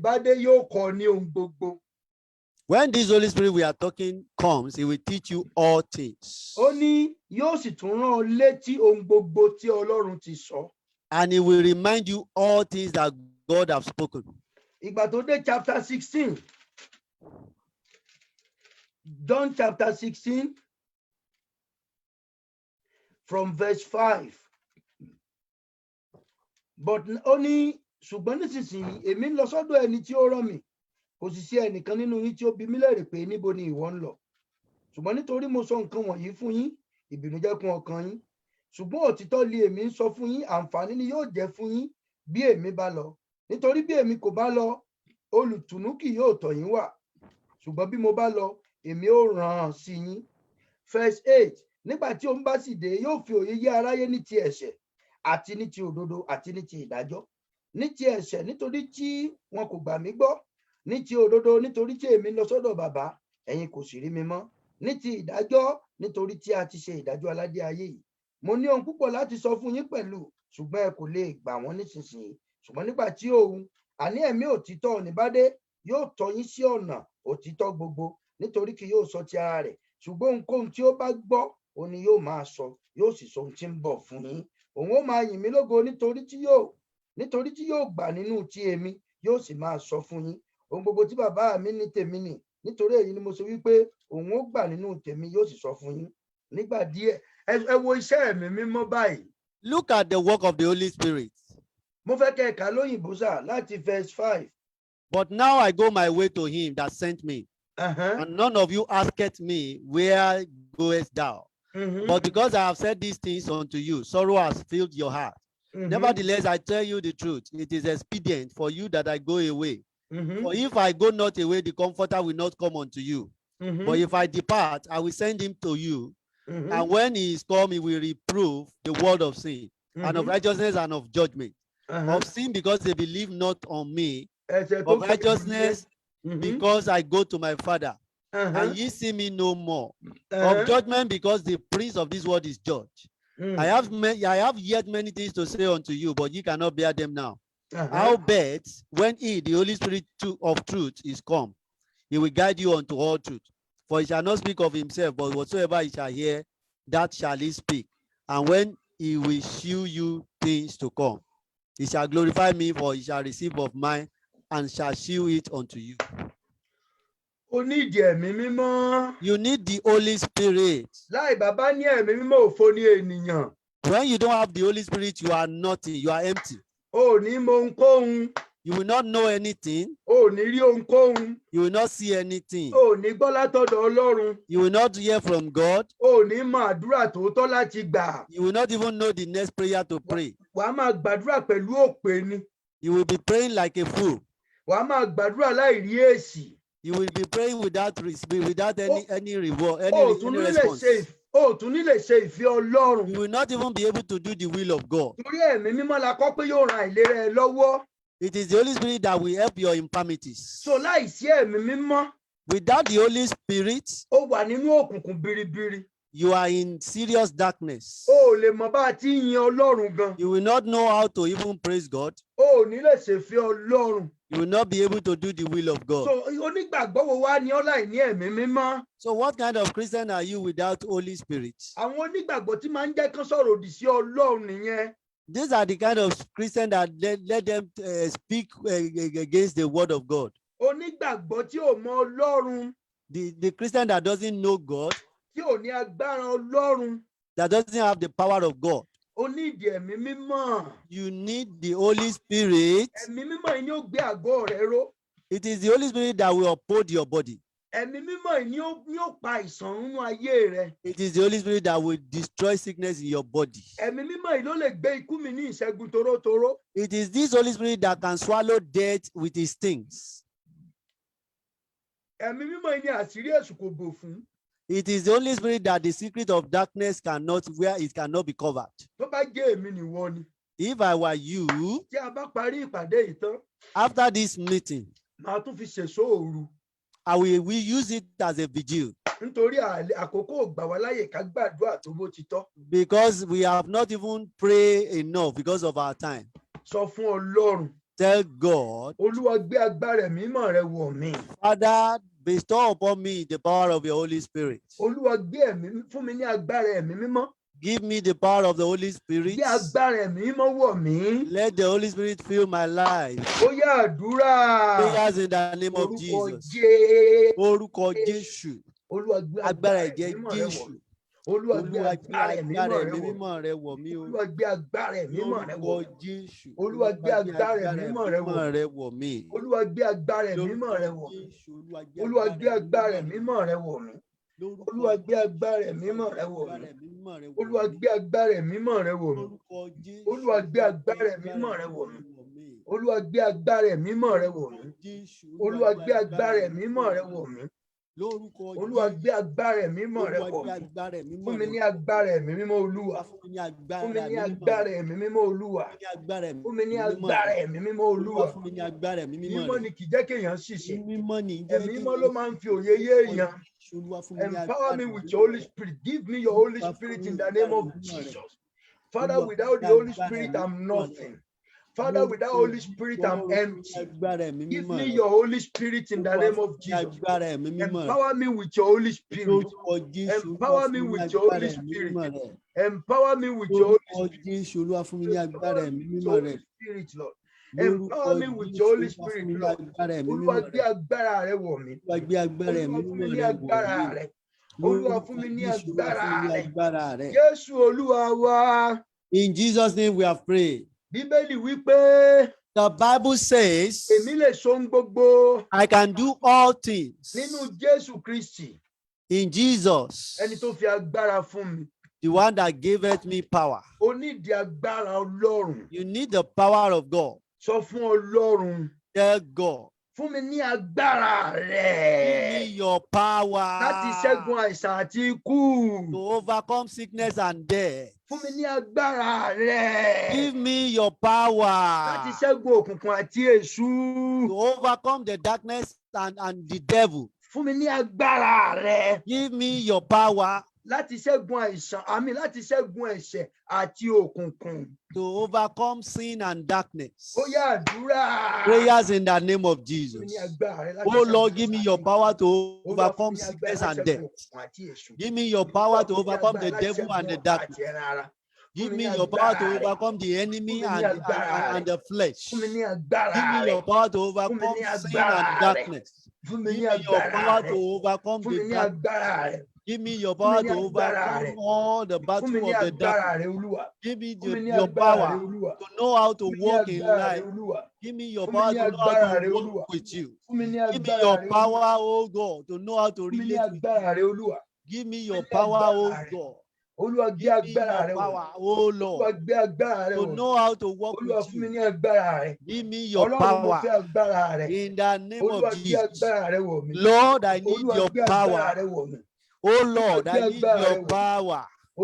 Father, I need your power to be able to overcome the devil, overcome flesh, overcome weakness. Father, give me your power to overcome every devices of the devil, of the kingdom of darkness. Give me your power to overcome every plan of the devil, of the enemy. Lord, give me the power of your Holy Spirit. In the name of Jesus. Oh Lord, give me the power of your Holy Spirit. In the name of Jesus. Give me the power of your Holy Spirit. In the name of Jesus. Give me your power. Give me your power, oh Lord. Give me your power, oh Lord. Give me your power, oh Lord. Give me your power, oh Lord. Give me your power, oh Lord. Give me your power, oh Lord. Give me your power, oh Lord. Lord, I need the power of your Holy Spirit. I need the power of your Holy Spirit. Oh Lord, the power of your Holy Spirit. In the name of Jesus. I need the power of your Holy Spirit. In the name of Jesus. Lord, I need the power of your Holy Spirit. In the name of Jesus. Father, I need the power of your Holy Spirit. In the name of Amen. So for Lord, tell God, I am your temple. And it is written that Jesus Christ is the power of God. Jesus Christ, come and reside in me. Come and dwell in my water and my blood. Come and dwell in my life. Where there is the death, where there is sickness, where there is darkness, where there is trouble in my life, Ọlọ́run níbi tí àìsàn wà. Where there is sickness. Jésù tẹ́ḿpìlì rẹ ni mí, wọnú mi wá. I am your temple. Father, enter my life. Jésù Kristi wọnú mi wá. Enter my life. Jesus Christ, enter Ó my yá life. àdúrà. Prayers in the name of Jesus. Jésù Kristi akọ́pẹ́ tẹ́ḿpìlì rẹ ni mò ń ṣe. It's written that I am your temple. Wá máa It is gbénú mi written Olúwa. that I am the temple of God. Wá máa gbénú Father, mi. come and reside in me. Wá máa gbénú Father, mi. come and live in me. Wá máa gbénú Lord, mi. come and reside in me. Wá máa gbénú In the mi. name of Jesus. Olúwa wá máa gbénú Father, come mi. and reside in me. Olúwa wá máa gbénú mi. In the name of Jesus. Olúwa wá máa gbénú mi. Lord, come and reside in Olúwa wá me. máa gbénú mi. In the name of Ọlọ́run wá Jesus. máa gbénú mi. Come and reside in Ọlọ́run me. wá máa gbénú mi. Oh Lord, come and Ọlọ́run wá reside máa in me. gbénú mi. In the name of Ọlọ́run wá Jesus. máa gbénú mi. Lord, come and reside in Ọlọ́run wá me. máa gbénú mi. In the name of Ọlọ́run wá máa Jesus. gbé inú mi. Oh Lord, come and reside in, Ọlọ́run wá come máa and gbé dwell inú in me. mi. I invite you, oh Lord, Jésù dwell in wọnú my ayé mi life. wá, wọnú àgọ́ rẹ Jesus wá. Christ, enter my body, Wọnú enter my tẹ́ḿpìlì life. rẹ, wọnú tabernákù Enter rẹ. this your tabernacle, enter this your Olúwa temple. wọnú mi wá. In the name of Jesus. Jésù wọnú mi Father, wá. enter my life. Jésù Enter my wọnú life. mi wá. In the name of Jesus. Jésù wọnú mi Oh wá. Lord, enter my life. Jésù In wọnú the mi mighty wá. name of Jesus. Jésù wọnú mi wá. Jésù Olúwa wá. In Jesus' name we are praying. Mo sọ fún ọ lánàá pé I told you yesterday, bí Ọlọ́run ò bá gbénú rẹ, if God did not reside in you, èṣù ó máa gbénú rẹ. the devil will reside in you. Mo fẹ́ ká ṣí èṣù nídìí nínú ẹ lónìí. I want you to send packing the devil from your life today. Mo fẹ́ kó o uproot Sátánì nínú ayé ẹ lónìí. I want you to uproot the devil inside your life today. Torí tí Ọlọ́run ò bá sí níbẹ̀ tẹ́lẹ̀, Because if God is not there before, that means pé èṣù ti wà ń bẹ̀ nìyẹn. it means the devil has been living there. Bíbélì pé ẹ̀mí tí ń gbénú àwọn ọmọ aláìgbọràn. The Bible says it's the spirit that lives inside the disobedient child. Ìwọ ni kó wá sọ fún Ọlọ́run. It is you that should now tell God. Èṣù tí ń gbénú ayé mi. The devil that is living inside my life, Olúwa wọnú ayé mi kó tì jáde. Father, enter my life and send him out. Ikú tí ń gbénú ayé mi àti àìsàn. The sickness that is living in my life and death. Jésù wọnú ayé mi kó tì jáde. Jesus entered my life and sent him out. Bíbélì wípé ẹni tí àtẹ rẹ̀ ń bẹ ní ọwọ́ rẹ̀. The Bible said, whose fan is in his hands, Yóò gba ilẹ̀ ìpáka rẹ̀ yóò mọ̀. and will garnish his threshing floor. Àwọn àlìkámà yóò kó wọn sínú abà ìyàngbò ní òfin náà àjò òkú sun. He will put the chaff in the and burn the chaffs. Sọ fún Ọlọ́run. I want you to tell God, Wọnú mi kó ti èṣù bẹ̀ jáde. enter my life and send away the devil. Wọnú mi kó ti ẹ̀ṣẹ̀ bẹ̀ jáde. Enter my life and send away the sin. Wọnú mi kó ti òkùnkùn bẹ̀ jáde. Enter my life and send away the darkness. Ó yá àdúrà. Prayers in the name of Olúwa wọnú Jesus. mi kó ti ogun bẹ̀ Father, jáde. enter my life Olúwa, and send wọnú mi away kó ti the èṣù bẹ̀ warfare, jáde. the Gbogbo devil. ìmísí Enter my búburú life tí kò wọnú every- ayé mi wọ Olúwa wọnú mi kó tì wọ́n in jáde. the name of Jesus. Olúwa every wọnú mi evil kó ti seed, àìsàn kó ti ikú kó ti ogun. Every sickness, every death, Gbogbo tó wà nínú ayé mi tí kì í ṣe death, òtítọ́ tí kì í ṣe òdodo. death of the kingdom of darkness, Jésù wọnú mi in kó the tì wọ́n name of jáde. Jesus. Wọnú mi kó tì wọ́n Lord, jáde. enter my life Wọnú mi today kó tì wọ́n and jáde. destroy the darkness. Wọnú mi kó tì wọ́n jáde. Every seed of destruction, Wọnú mi every kó tì seed of èṣù darkness. jáde. Wọnú Father, mi kó enter tì my life òkùnkùn jáde. today and Wọnú mi send kó them tì ọ̀tá away jáde. in the Wọnú mi kó name tì of Jesus. òkùnkùn jáde. Olúwa Enter my wọ life inú and mi send wá. away darkness. Olúwa wọ inú mi wá. Father, enter my Olúwa life wọ inú mi and wá. send away the Má jẹ́ devil wà lófo. in the name of Wọlé. Jesus. Wọnú mi Lord, kó tì enter èṣù my bẹ̀ jáde. life Wọnú and mi kó send tì the òkùnkùn bẹ̀ darkness out jáde. Wọnú in mi the kó name of tì ogun Jesus. bẹ̀ jáde. Enter my Olúwa life and wọnú mi send wá. away the Olúwa wọnú battle, mi the wá. warfare of my Olúwa life. tì ikú jáde nínú mi. Father, enter my life and send Tabernacle away the Ọlọ́run ni mí. poverty. I Tẹ́ḿpìlì am the Ọlọ́run ni mí. temple of God. Olúwa wọnú Enter my mi. life and send Bíbélì away wípé tẹ́ḿpìlì Ọlọ́run ni mí. the mark of the devil, everything that is Olúwa not of wọnú mi kó God. tì èṣù jáde. Enter my life Olúwa and send wọnú mi it kó tì away. èṣù jáde. Ọlọ́run Olúwa wọnú mi wọnú wá. mi kó tì èṣù bẹ̀ jáde. Gbogbo àmì Wọnú èṣù, mi báyìí. gbogbo Wọ gbogbo inú mi. irúgbìn Sátánì. Wọnú mi. Ẹ̀mí Ní Ọlọ́run, orúkọ Jésù, Olúwa ẹ̀mí wọ mímọ́ inú yá mi. wọnú mi wá. Olúwa wọnú mi Tí wá. èṣù bẹ̀ jáde. Olúwa wọnú mi wá. Lórúkọ Jésù. Olúwa wọnú mi Olúwa wá. wọnú mi kó ti èṣù Olúwa bẹ̀ jáde. wọnú mi wá. Lórúkọ Olúwa Jésù. Olúwa wọnú mi wọnú mi wá. kó ti èṣù bẹ̀ jáde. Wọnú mi kó ti èṣù bẹ̀ jáde. Lórúkọ Jésù. Wọnú mi kó ti èṣù bẹ̀ Jésù jáde. Olúwa wá. Amen. 1 Corinthians chapter 6 verse 19 ó kà báyìí pé tàbí ẹ̀yin kò mọ̀ pé ara yín ni tẹ́ḿpìlì ẹ̀mí mímọ́ tí ń bẹ nínú yín tí ẹ̀yin ti gbà lọ́wọ́ Ọlọ́run, ẹ̀yin kì í sì ṣe ti ara yín, nítorí a ti rà yín ní iye kan. Nítorí náà ẹ̀yin Ọlọ́run lógo nínú ara yín àti nínú ẹ̀mí yín tí í ṣe ti Ọlọ́run. Can you imagine? Ó ní ara yín ni tẹ́ḿpìlì ẹ̀mí Ọlọ́run. Ara yín ni tẹ́ḿpìlì Ọlọ́run. Ó ní tí í ṣe ibùgbé ẹ̀mí mímọ́. Ẹ jẹ́ kí n ka chapter 3 yẹn náà fún yín. Chapter 3 verse. Mo ń sọ fún ọ pé tẹ́ḿpìlì Ọlọ́run ní ẹ̀mí mímọ́ ló yẹ kó máa gbénú rẹ. 1 Corinthians chapter 3 verse 1. Chapter 3 verse 16 ní ẹ̀yin kò mọ̀ pé tẹ́ḿpìlì Ọlọ́run lè ẹ̀yin ṣe àti pé ẹ̀mí Ọlọ́run ń gbénú yín. 1 Corinthians chapter 3 verse 16. Know ye not that ye are the temple of God, and the Spirit of God dwelleth in you? Can you imagine? Dwelleth in you. Ó yẹ kó tó bá jẹ́ mi nìwọ ni, ó ní bàtẹ́ mi mọ́ yẹn bá gbénú mi kí n tó sinmi. If I were you, it is until I feel that Holy Spirit in me before I will keep quiet. Bíbélì ló sọ bẹ́ẹ̀ pé tẹ́ḿpìlì Ọlọ́run ní ọ́, ẹ̀mí mímọ́ Ọlọ́run ń gbénú yín. Sọ fún Ọlọ́run. The Bible says you are temple of the Holy Spirit and the God dwelt in you. Tell God. Sọ fún Ọlọ́run. I want you to tell God. Ẹ̀mí mímọ́ tí ń gbénú mi á dà. Where is the Holy Spirit that is living in me?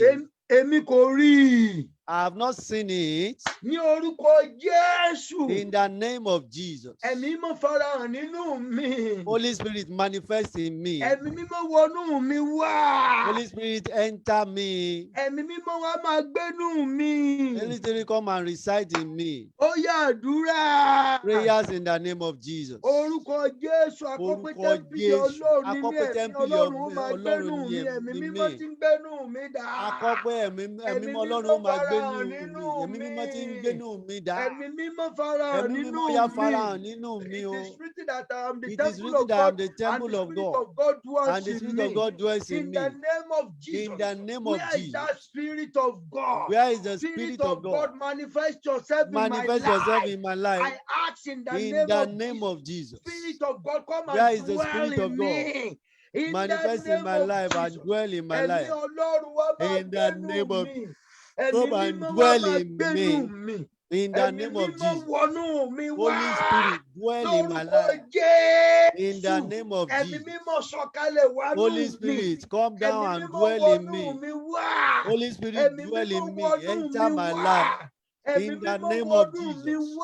Holy Spirit, come and dwell in me. Holy Spirit. Holy Spirit. I want to be holy. I want to be counted among the holy sons of God with Holy Spirit. So that I want it to be written that are in the books of the children of God with Holy Spirit in heaven. The name of Jesus. I want my name to enter there. Holy Spirit, enter my life. Holy Spirit, enter my life. He will teach Holy me Spirit, enter my life. To me, so that I can Holy be above sin. Into my life. I can be above every temptation. Jesus, enter my life. The Spirit of God, where are you? Enter my life. I want to see you tonight. Begin to dwell in my life like never before. In the name of Jesus. So that I will not, so that I can be for you. Kí n lè jogún ayé, kí n lè dé ìjọba ọ̀run. Jésù wọnú ayé mi wá. Jésù wọnú mi wá. Ọlọ́run wa máa gbénú mi. Kí ara kíkú mi kó bá lè yé. Kí ara kíkú mi kó bá lè yé. So that my dead body will be resurrected. So that my dead body will be a living body. Holy Spirit, come into my body. Come into my being. Come into my life. Ẹ̀mí mímọ́ o. Akọ́pẹ́ àwọn tó gbàgbọ́, ó fi agbára fún wọn láti di ọmọ Ọlọ́run. Akọ́pẹ́ tẹ́ḿpìlì Ọlọ́run ni mí. Ẹ̀mí Ọlọ́run yóò máa gbénú mi. Ẹ̀mí Ọlọ́run ìwà dà báyìí. Ẹ̀mí Ọlọ́run wọlé wá. Ẹ̀mí Ọlọ́run lórúkọ Jésù wọlé wá. Ẹ̀mí mímọ́ máa gbé inú mi o. Ẹ̀mí Ọlọ́run alààyè ìwọ dà. Ẹ̀mí mímọ́ máa gbé inú mi. Lórúkọ Jésù Kristi. Àgbèjì sí òde. Lórúkọ Jésù. Ó túmọ̀ sí pé Ẹ̀mí tí ò bá mímọ́ dẹ́mi o. mímọ́ kò ní Ẹ̀mí dé mímọ́ ìjọba o. ọ̀run. Ẹni tí Ẹ̀mí ò bá dẹ́mi mímọ́ mímọ́ kò o. lè ṣèfẹ́ Ọlọ́run. Ẹ̀mí Ní mímọ́ o. orúkọ Ẹ̀mí Jésù. mímọ́ o. Ní orúkọ Ẹ̀mí mímọ́ o. Jésù. Wá máa Ẹ̀mí gbénú mímọ́ mi. wọnú mi. Ẹ̀mí Kí n mímọ́ bá lè wọnú jẹ́ mi alágbára wá. ní ayé yìí. Kí Ẹ̀mí mímọ́ agbára mi má wọnú bàa lè mi. ṣẹ́gun mi. Kí Lórúkọ agbára mi má Jésù, bàa ẹ̀mí lè mímọ́ borí wọnú mi. mi wá. Kí n lè gbilẹ̀, kí n ṣàkóso, Lórúkọ kí n lè Jésù, jọba ẹ̀mí lórí tí mímọ́ wọnú Ọlọ́run mi tí wá. Ọlọ́run dá. Ẹ̀mí mímọ́ Lórúkọ yìí náà ló Jésù, lè ẹ̀mí ṣe. mímọ́ wọnú mi Wọnú mi wá. wá. So I Ẹ̀mí can mímọ́ wọnú mi. dominate and be Lórúkọ multiplied. So Jésù, that I can ẹ̀mí be mímọ́ fruitful. wọnú mi Without the wá. Holy Spirit of God, I cannot have Lórúkọ dominion. Jésù, Holy Spirit, ẹ̀mí mímọ́ wá kọ́ come mi into lóhun me gbogbo. to have dominion, Ẹ̀mí to mímọ́ be wá kọ́ mi lóhun multiplied, gbogbo. to be Wá fruitful. jọba ayé Ẹ̀mí mi. mímọ́, Ẹ̀mí ẹ̀mí mímọ́ o. mímọ́, Ẹ̀mí lórúkọ mímọ́ Jésù. Akọ́ pé kí n Jésù. béèrè ohunkóhun lórúkọ Ẹ̀mí Jésù. mímọ́ Bíbélì pé bàbá Jésù. mi yóò ṣe é. Ẹ̀mí Mo mímọ́ béèrè ẹ̀mí mímọ́ o. Kí Ó n yá má wá bàa jẹ́ jọba ayé òkú. mi. Mo béèrè Mi ẹ̀mí ìfẹ́ mímọ́. jẹ́ òkú. Kí n má Mi bàa ìfẹ́ jẹ́ ẹran ayé. Mo jẹ́ béèrè ẹ̀mí ẹni tó mímọ́. kọjá Kí sí n má lára bàa lè tí ò dàpọ̀ ní mọ́ kí n àjọnú fà. omi àjọnú òkùnkùn. Kí Ẹ̀mí wọ́n lè rí mímọ́ Ọlọ́run o. àti ìmọ́lẹ̀. Kí n lè Lórúkọ jẹ́ ìmọ́lẹ̀ Jésù wá láàrin jọba òkùnkùn nínú ayé. ayé mi. Kí n lè jẹ́ ìmọ́lẹ̀ láàrin Lórúkọ òkùnkùn ayé. Jésù kí n Kí lè n dé lè jọba gba ọ̀run. ìwòsàn. Kí Kí n n lè lè ṣẹ́gun jèrè. láyé. Kí n lè rí Kí n lè mú Ọlọ́run. ọ̀rọ̀ rere Ẹ̀mí orí mi Ọlọ́run ṣẹ. Ẹ̀mí wọnú mímọ́ ó mi. yá jọba orí Ẹ̀mí mi. Ọlọ́run wọnú mi. Jọba ayé mi. Ẹ̀mí mímọ́. Jọba ayé Akọ́gbẹ́ mi ẹ̀mí Ọlọ́run o. yóò máa gbénú Ẹ̀mí mi. mímọ́ ó yá Ṣèbí mi là ń gbénú mi. rìvásì. I was the one Lórúkọ that was Jésù. referring to that I am Ẹ̀mí the temple mímọ́ of God o. and the Spirit of Wá God will be jọba dwelling ayé in me. mi. So that I can Mo bẹ̀ dominate, ọ́ I can have lónìí. dominion. So Ẹ̀mí that mímọ́ I o. will have power Wá over máa all evil gbénú spirit mi. and powers. Abájọ Lórúkọ ní àti Jésù. Ẹ̀mí àti fún mímọ́ wa ní máa agbára gbénú mi. láti tẹ́jú àti àkekèé mọ́lẹ̀ Ẹ̀mí mímọ́ máa àti agbára gbénú láti mi. borí agbára ọ̀tá. He Lórúkọ said we Jésù. have been given power Ẹ̀mí mímọ́ máa to gbénú overcome mi. the power of the enemies, to Lórúkọ trample onto Jésù. the snakes and serpents. Ẹ̀mí If mímọ́ the máa Holy gbénú Spirit is mi. not in me, how can Lórúkọ I be Jésù. able to do this? I Ẹ̀mí need the mímọ́ ó Holy yá wá jọba Spirit. ayé mi. I need the Holy Ẹ̀mí Spirit. mímọ́ máa I jọba want the ayé Holy mi. Spirit. Ẹ̀mí mímọ́ Kárakíkù mi jọba lè di ayé mi. ààyè. So Jẹ́ that kára my kíkù dead mi di body will be ààyè. resurrected. Kí gbogbo My omi ara dead mi body will àti become ẹ̀jẹ̀ a ara mi living di body. ẹ̀yẹ̀. Come into Lórúkọ me. Jésù ẹ̀mí mímọ́ Kárakíkù jọba mi di ayé mi. ààyè. Ẹ̀mí Ẹ̀mí mímọ́ Olúwa, jọba ayé ẹ̀mí mi. Ọlọ́run, Ẹ̀mí Jésù kárakíkù Kristi. mi di ààyè. Ẹ̀mí tí Ẹ̀mí Jésù ń ṣèlérí mímọ́, dá. mí sí mi, Ẹ̀mí mí sí mi, Jésù ó mí yá sí jọba mi, ayé mi. mí sí mi, mí Gbàjọba sí ayé mi. mi. Ayé ń bàjẹ́ Ẹ̀mí nítorí kò sí ìfọ̀rọ̀ Jésù. ẹ̀mí mímọ́. Kò sí Ẹ̀mí agbára mọ́, àìsàn ti Jésù. jogún àgọ́. Ẹ̀mí Ikú ń pa. Jésù. Mo fẹ́ ẹ̀mí Ẹ̀mí mímọ́. Mo mímọ́ fẹ́ o. ẹ̀mí Ó mímọ́. yá Mo fẹ́ farahàn. ẹ̀mí mímọ́. Ẹ̀mí Kí mímọ́ n má bàa jẹ́ farahàn. èèyàn lásán. Kí n Ẹ̀mí má mímọ́ bàa di farahàn. àmúpa. Kí n má bàa Ẹ̀mí di mímọ́ ó yá àmúṣọ. Kí n lè farahàn. ní ìwòsàn ní ayé. Lórúkọ Kí ìfẹ́ Jésù. Ọlọ́run lè rọ̀ mí lọ́rùn. Ẹ̀mí Kí n mímọ́ lè ó bá yá Jésù farahàn. jọba. Kí n lè jẹ́ Lórúkọ ọmọ Ọlọ́run Jésù tòótọ́. Kristi. Kí n lè jẹ́ Ẹ̀mí ìmọ́lẹ̀ mímọ́ ó láàrin yá òkùnkùn ayé. farahàn. Kí n lè ní ìyè tí kò Lórúkọ ní ìpẹ̀kun. Jésù. Olúwa fún mi Ẹ̀mí lẹ́mìí mímọ́ mímọ́. farahàn. Bàbá mi fún mi lẹ́mìí Lórúkọ mímọ́. Ọlọ́run mi fún mi lẹ́mìí Jésù. mímọ́. Ẹ̀mí Jésù mímọ́ fún mi lẹ́mìí mímọ́. ó yá Ẹ̀mí Ọlọ́run farahàn. o. Ẹ̀mí tí í ṣe Lórúkọ òkú ní ààyè. Jésù. Ẹ̀mí tí í ṣe Ẹ̀mí mímọ́ àkóso. yá farahàn. Ẹ̀mí ọ̀run òun ayé. Ẹ̀mí Ẹ̀mí Jésù òtítọ́. farahàn Ẹ̀mí nínú ayé mi. Ọlọ́run. Pé kí Ọlọ́run lè Gbàjọba máa ayé gbénú mi. mi. Kí Ẹ̀mí èṣù má bàa mímọ́ gbénú Jésù ayé ó yá mi. farahàn. Ẹ̀mí Ọlọ́run o. Ẹ̀mí Kí n lè yí Jésù ó yá òkùnkùn padà sí farahàn. ìmọ́lẹ̀. Kí n lè yí Lórúkọ ẹlẹ́ṣẹ̀ padà sí Jésù. ọmọ Ọlọ́run. Ẹ̀mí mímọ́ farahàn. So I can change the sinner So that I to can the children fulfill of your God. purpose on I earth. can, yes, so So that that I I can can know God and serve God. lórúkọ Jésù So Kristi. that I can Ẹ̀mí control mímọ́ the world and I gba can ìjọba ayé the mi. wicked one to God. Gba So I ìjọba can ayé mi. be the light Kí n in lè jẹ́rìí rẹ ní in àwùjọ the darkness. ìrékọjá. I will be the light of Lórúkọ my Jésù generation. Kristi. I will be Kí n able lè to jẹ́ convert ìmọ́lẹ̀ fún people to ìran your mi. own way. Kí n lè bá èṣù wí. Ẹ̀mí Kí n lè Ọlọ́run bá o. òkùnkùn Káwọn wí. kí ìgbàgbọ́ mi bá lè Lórúkọ pọ̀ sí. Jésù Ẹ̀mí Kristi. mímọ́ wọnú mi Kí n wá. lè bá mọ̀ ọ́ Holy sí. Spirit come Kí n into lè my lè being. bá ọrìn dé Come into òpin. my body. Ẹ̀mí So that mímọ́ the secret o. of the devil will not Gbàjọba be ayé covered. mi. Will not be hidden Lórúkọ to me. Jésù. I will be the light Ẹ̀mí in the mímọ́ o. darkness. I will Ẹ̀mí be the mímọ́ power, o. even in Ó this yá infirmity. farahàn nínú I ayé will be the mi. power in this weakness. Lórúkọ Jésù ẹ̀mí mímọ́ farahàn. ẹ̀mí mímọ́ o, ẹ̀mí ọlọ́run o, tí ó máa kọ́ mi ní ìfẹ́ ọlọ́run, tí ó fi òye mi ní ẹ̀ṣẹ̀ ní tìdájọ́ àti òdodo. Ayé ò mọ ẹ̀ṣẹ̀ mọ́, wọn ò mọ òdodo mọ́, wọn ò mọ ìdájọ́ mọ́. Rán ẹ̀mí rẹ sínú ayé mi. Fún mi lẹ́mí mímọ́. Olúwa, rán ẹ̀mí rẹ sínú ayé mi. Kí ara mi kí ó lè dá, kí n máa lè sàn. Fún mi lẹ́mí mímọ́. Kí n lè ríran nínú ayé, kí a lè là mí lójú, kí n lè jẹ́ alágbára. Bí ẹ̀mí mímọ́ wọ̀ mí. Ní orúkọ Jésù. Olúwa fún mi ní ẹ̀mí mímọ́. Olúwa fún mi ní ẹ̀mí mímọ́ rẹ. Agbára Ọlọ́run alààyè. Ó yá fara. In the name of Jesus. In the name of Jesus. Let your power, the power of the Holy Spirit, manifest itself in my life. Amen. Ẹni tó dá ọ̀run òun ayé o. The Father. Ọlọ́run tí ń jẹ́ ọ̀rọ̀ tí ń jẹ́ ẹ̀mí, ẹni tó ní ìyè nínú ìmọ́lẹ̀ òtítọ́ tí ìrìn tó kù kò ní borí. Kábíyèsí. Ẹni tí ń bẹ nínú ọ̀rọ̀ rẹ̀, ẹni tó ní gbogbo agbára lọ́run àti láyé. Kábíyèsí. Ọ̀gá ògo tí sọ̀rọ̀ tí mú ṣe. Ìwọ ló gbé tẹ́ḿpìlì Ọlọ́run ni wà. Láti ẹ̀mọ̀tẹ́lẹ̀ àbèrè lónìí, akọ́gbé ẹ̀mí Ọlọ́run yóò máa gbénú wa. Ó túmọ̀ sí pé Ọlọ́run yóò máa gbénú mi. Àtúbìtì yóò máa gbénú mi. Bọ́bẹ́ ẹ̀mí mímọ́ gẹ́gẹ́ bí ọ̀rọ̀ rẹ̀. Ìwọ ló ní ká bèrè lórúkọ Jésù wọ́n ó ṣe. Mo béèrè ẹ̀mí mímọ́. Lórúkọ Jésù. Ènìyàn wọ̀nyí. Olúwa gbé ẹ̀mí mímọ́ wọ̀ wọ́n. Àmín. Jésù Olúwa fún wọn ní ẹ̀mí mímọ́. Àmín. According to thy word. For the fact that you are the living God, you are the word of God. For the fact that you are the creator. And it is written that whatever we ask in the name of Jesus Christ shall be surely given unto us.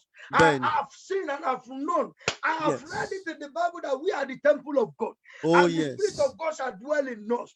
I ask for the Spirit of God to be dwelling in these people so that they will be the light of their darkness. They will be the light of their generation. Amen. The sinner to your way. Amen. That they will be, God will be dwelling in them. Amen. And we have dominion. They will be multiplied. They will be fruitful. Father, I ask for the power of the Spirit of God. I ask for the Holy Spirit. In the name of Jesus.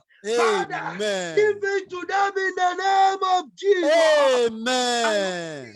And I command the Holy Spirit to come and descend upon these people. In the name of Jesus. Amen. Amen. Their life to empower them, to uplift them, to teach them the salvation, to teach them the way of the Lord, to teach them about the sin, judgment, and righteousness, to take from God and give to them, to show them all things, to teach them all things. In the name of Jesus. Amen. And I ask for the Holy Spirit to go into their body, to quicken their body.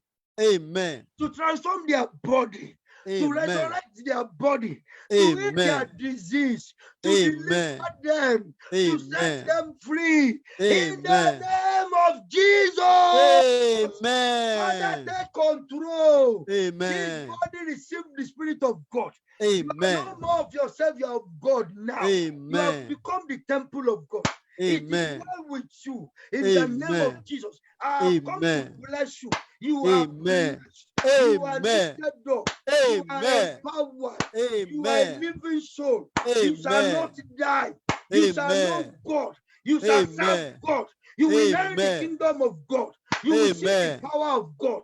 In the name of Jesus, it is well with you. It is well with you. I declare the peace of God upon everyone. It is written that I am a child of God. Wherever I go to, I shall declare the peace. If a child of God is there, the peace shall abide with them. I command the peace to come to you and abide with you in the name of Jesus. Amen. You shall not die. Amen. It is well with you. Amen. You are blessed in Jesus' name. Amen. Thank you, Jesus Christ. Thank you, Lord Jesus. I've seen a lot of things that God is doing. I could see some things in people's life. It looks like a rashes. These were in their blood. And God's power, God's hands has come into their being now. And God is doing something in your blood now. God, thank you, Lord Jesus Christ. Come and see what the Lord is doing. Something is in someone's brain.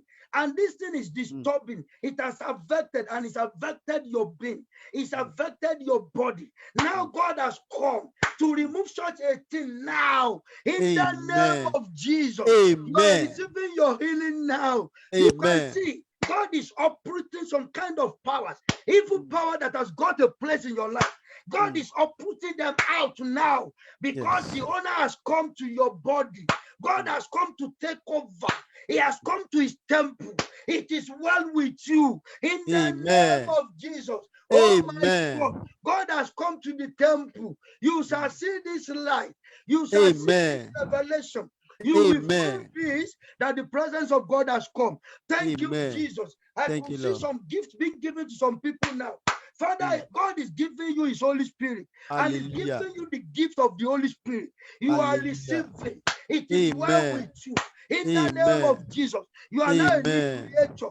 You are no more whom God knows you to be. You are a new creator. You are indeed a child of God. In the name of Jesus. Thank you, Lord Jesus. God has taken you out of that darkness. He has lifted you up, and I could see God placing you in a high place. You are delivered. It is well with you. The chain is broken. In the name of Jesus. The chain is broken. I declare the peace and power of God on those people that are sick. In anywhere, the power of God shall come down to you. In the name of Jesus, receive your peace. Thank you, Jesus. I could see the bell of salvation ringing now. God has come to reform your life. You are having a new heart now. God has come to heal you, to deliver you. You are no more a sinner. You are a child of God. You will feel the power. In the name of Jesus. There is no Lord. The angels of God are around you. God is right with you. God is doing a miraculous things. You shall see this and witness to his glory. Thank you, Lord Jesus. Meet me tomorrow at the same time. God will empower you, make it possible for you, and you are blessed. Please share. Please share. God will bless you and reward you. It is well with you. God bless you. In Jesus' name, we have prayed. Thank you. Bye-bye.